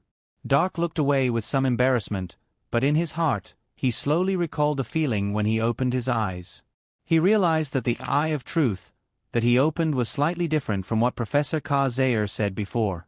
However, from his point of view, he did not immediately realize that he had opened two eyes. After all, opening one window and opening two windows in the same place didn't make a difference. Before comparing it with others, he couldn't detect the difference. So he thought, it seems that there are no anomalies? Eudora Enwei was still in the sea of consciousness at this moment. But her world of consciousness was different from everyone else. It wasn't a pitch-black darkness, but a night sky full of stars. She closed her eyes tightly, and her consciousness was under the starry sky. She looked up at the stars, and she didn't feel bored or lonely. She was different from everyone else. Under such circumstances, she was able to continue on like this. Until the top of the starry sky, a beam of starlight fell. So she's already the last? Dake looked around and found that everyone had already opened their eyes, and most of them were looking over. He was a little surprised. In that case, I'm the second last to open the Eye of Truth. Although there's no difference between the speed of opening it and the speed of opening it, it gives people a different feeling. Dake shook his head and quietly waited for Eudora's progress. There weren't many opportunities to observe Eudora's face without any worries like this. Eudora was only 12 years old this year, the same age as the first-year students. Her facial features had yet to grow out of childishness. She was petite and cute, and she still had a pink doll's head. When she didn't speak, she was like a doll carved from jade, making people want to rub her. If it weren't for the fact that she always showed that she wanted to stick her entire body to him, Dake would be more willing to get along with her. Just as he was thinking quietly, Eudora's eyelashes trembled slightly. He felt the difference in her aura. Is it coming? He immediately perked up and observed carefully. As he was the second last to open the Eye of Truth, he hadn't seen the specific process of opening the eye. Now was the perfect time to make up for it. Professor Ka-Zair was already standing beside Eudora at this time. The students' gazes were completely focused on her. Without knowing it, Eudora stood in the center of the stage. There seemed to be stars flickering on her face. On the magic card of the Instrument of Truth, on the miniature magic formation, the golden door was still rotating clockwise. The light that shot out from it shone on Eudora's glabella, revealing the phantom of a golden eye. Eudora Enwei is the owner of the Eyes of Stars. Professor Ka-Zair gently shook the magic wand in his hand. What kind of chemical reaction would happen between the Eyes of Stars and the Eye of Truth? The phantom of the golden eye didn't move to the left or right. Eudora's Eye of Truth successfully opened between her glabella. At first glance, Except for the light emitted by the eye of truth, that seemed to be brighter, there were no obvious signs. This made her eye-opening process seem very ordinary. Compared to the last ending sequence, some people even felt slightly disappointed. But after a while, these people found that the eyes of the people around them were gradually becoming solemn. More and more people sensed a different aura. The eye of truth, that seemed to be only a little brighter, attracted people's attention, and they couldn't help but gather their gazes. Looking through it, they seemed to see the stars in the sky. Woo! Eudora suddenly let out a suppressed cry. Then, her tightly closed eyes suddenly widened, and a color like the night sky appeared in her eyes. Her eyes were dark, and stars flickered in them. The eye of truth, between her eyebrows, also flickered violently. The fading golden thread suddenly became even brighter. Eudora's eyes lost focus as if she was staring at the void. She opened her lips, and her pink lips suddenly trembled violently as if she was saying something, but she suppressed it in her throat and didn't say it. What's going on? The students who saw this scene for the first time couldn't help frowning and thinking. The students who had seen it before frowned even more deeply. Professor Carr-Zayer's eyes were solemn.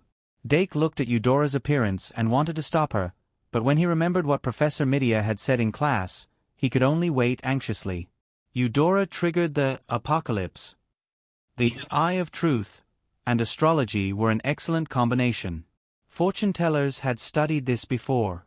If they could open the eye of truth, they would be able to obtain more accurate revelations when using astrology to observe the stars. And fortune-tellers would be able to interpret a more correct conclusion from it. But at the same time, the eye of truth would also bring about some effects that couldn't be determined. For example, it was easier to trigger the apocalypse. The so-called apocalypse was a kind of sudden special divination that was not controlled by subjective will. Unlike real divination, the apocalypse was not based on the fortune-teller's own ability. It could often allow the fortune-teller to see things that they couldn't see and make predictions that would affect generations. However, the apocalypse could only be encountered by chance. Many fortune-tellers had spent their entire lives trying to carry out the apocalypse, but failed. Opening the eye of truth would make it easier for fortune-tellers to obtain the apocalypse. However, such an uncontrollable divination was not entirely a good thing, because even the apocalypse had to be paid a price. If the price of a fortune-teller was very serious, then the apocalypse that could appear at any time would become the sword of Damocles hanging above his head, and it could take his life at any time. Eudora was born with the eye of the stars. Due to the additional favor of fate, it was easier to trigger the apocalypse. Now that she had the eye of truth, it would be easier to trigger the apocalypse. This was a good thing for the fortune-teller. However, it was not the case for the fortune-teller itself. Eudora's divination required the payment of a price called the Death Omen Star. The so-called Death Omen Star was an unlucky star that symbolized death. A fortune-teller who needed to pay this price would have an additional Death Omen Star on a certain part of their body every time they divined. The more Death Omen Stars there were, the closer they were to death. The most terrifying thing was that even the fortune-teller herself did not know the limit of the Death Omen Star. It could be 1, or it could be 2. This made every real divination of the Death Omen Star fortune-teller a life and death ruling. Eudora had already paid a price for her first divination. A golden star had already formed at the bottom of her right eye. If the apocalypse was completed this time, she was very likely to obtain a second Death Omen Star, and usher in another life and death ruling. Therefore, Dake subconsciously wanted to stop it. However, once the apocalypse began, it could not be stopped. Forcefully interrupting the revelation of fate would bring about extremely terrifying misfortune. Dake could only pray that Eudora could withstand enough Death Omen Stars. It was different from the first divination. At this time, Eudora had been carefully taught by Professor Midia and already had the qualities of an astrologer. She did not feel fear because of the sudden apocalypse. She did not blurt out the prophecy of the apocalypse either. It wasn't until the end of the heavenly revelation that the darkness in her eyes receded like the tide, and her eyes became clear again. The eye of truth between her eyebrows also closed and disappeared. Ha! She took a deep breath, and the expression on her face quickly returned to calmness. When Dake saw this, he instantly heaved a sigh of relief. At least Eudora was still alive and well at this time. This meant that she could withstand more than 2 death-omen stars. Dake did not ask about the prophecy. Instead, he quickly called her over. Eudora was stunned. She lowered her head and moved to the seat beside Dake with a red face. Dake twisted her body to the front on the spot, then looked at her right eye and said, "Open your eyes." Eudora obediently opened her eyes wide. 2 golden stars suddenly flickered in the bottom of her eyes. Dake's pupil shrank, and he said, "Sure enough, there are 2. Eudora lowered her eyelids and whispered, "Actually, don't worry. Teacher Midia said that I still have a long life." "Really? That's good." Although Dake had doubts in his heart, he still showed a relaxed expression. Professor Ka-Zayer looked thoughtfully for a while. Suddenly, he raised his head and clapped his hands. "Okay, today's ceremony is successfully completed. But opening the eye of truth is only the first step to mastering alchemy. Starting next month, I will lead you into the world of equivalent exchange." As he spoke, he walked back to the podium from the aisle. The attention of the students also shifted from Eudora to Professor Ka-Zayer. While there is still some time before the class ends, you can ask the doubts you encountered during the process of opening your eyes. I will try my best to answer. As soon as he finished speaking, Winnie Scardy and Tom Nixon immediately raised their arms.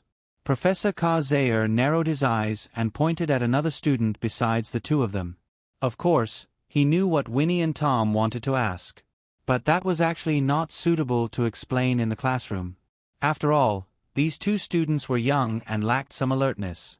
Ding-ling-ling, the bell for the end of the class finally rang. As Professor Ka-Zayer finished the final explanation, the atmosphere in the classroom was relaxed in an instant. The students couldn't wait to discuss. Some people even directly opened the eye of truth. As if they had just gotten a new toy, they constantly measured the value of the thing in front of them. It seemed that they would not stop until the magic power was emptied. Among this group of people, a few people quickly packed up their books after listening to the class, followed Professor Ka-Zayer to his office, and then knocked on the door. "Come in." The door was not locked. Professor Ka-Zayer had already sat down at his desk. He waited until all the people who should come were here before he asked someone to close the door. The people whose eye of truth had an abnormality were all gathered here. "What do you want to ask? Come up and ask one by one." Professor Ka-Zayer directly opened the door and said. So the tutoring after the class began. A small area was circled around Professor Ka-Zayer's desk, so that people outside the area could not hear the sound at all. Dake glanced at the people around him and prepared to go first. There were a few people in the office besides Winnie, Tom, and Eudora. If he wanted to ask the questions involved in the process of opening the eye, it would inevitably involve the personal information of the students. Those whose eye of truth had an abnormality were basically here. "Junior, let me go first? I still have class next." Winnie Scardy suddenly spoke, causing Doc to stop in his tracks. As a result, he stopped at the end. He simply waited for Eudora to finish asking questions before he walked to the desk and sat down on the chair. Before he could speak, Professor Ka-Zayer said directly, "What you want to ask is the difference between 1 and 2 eye of truth, right?" Dake nodded. "Yes, Professor." He could not ask the reason for this situation, so he could only ask about the function. Professor Ka-Zayer smiled and said, "The difference is probably the difference between a water pipe and a canal. You used the eye of truth to look at me right after you opened your eyes, right? Even if you didn't succeed, you could at least see something. And the others won't get any information. Good morning, there are only 4 days left until the end of August. Please check the inventory and check the monthly tickets and blades. Also, brothers who keep books, please turn on the automatic subscription. that you're tuning in to the Narrate and Escape YouTube channel. Don't forget to subscribe and join us on this journey to catch the most captivating stories.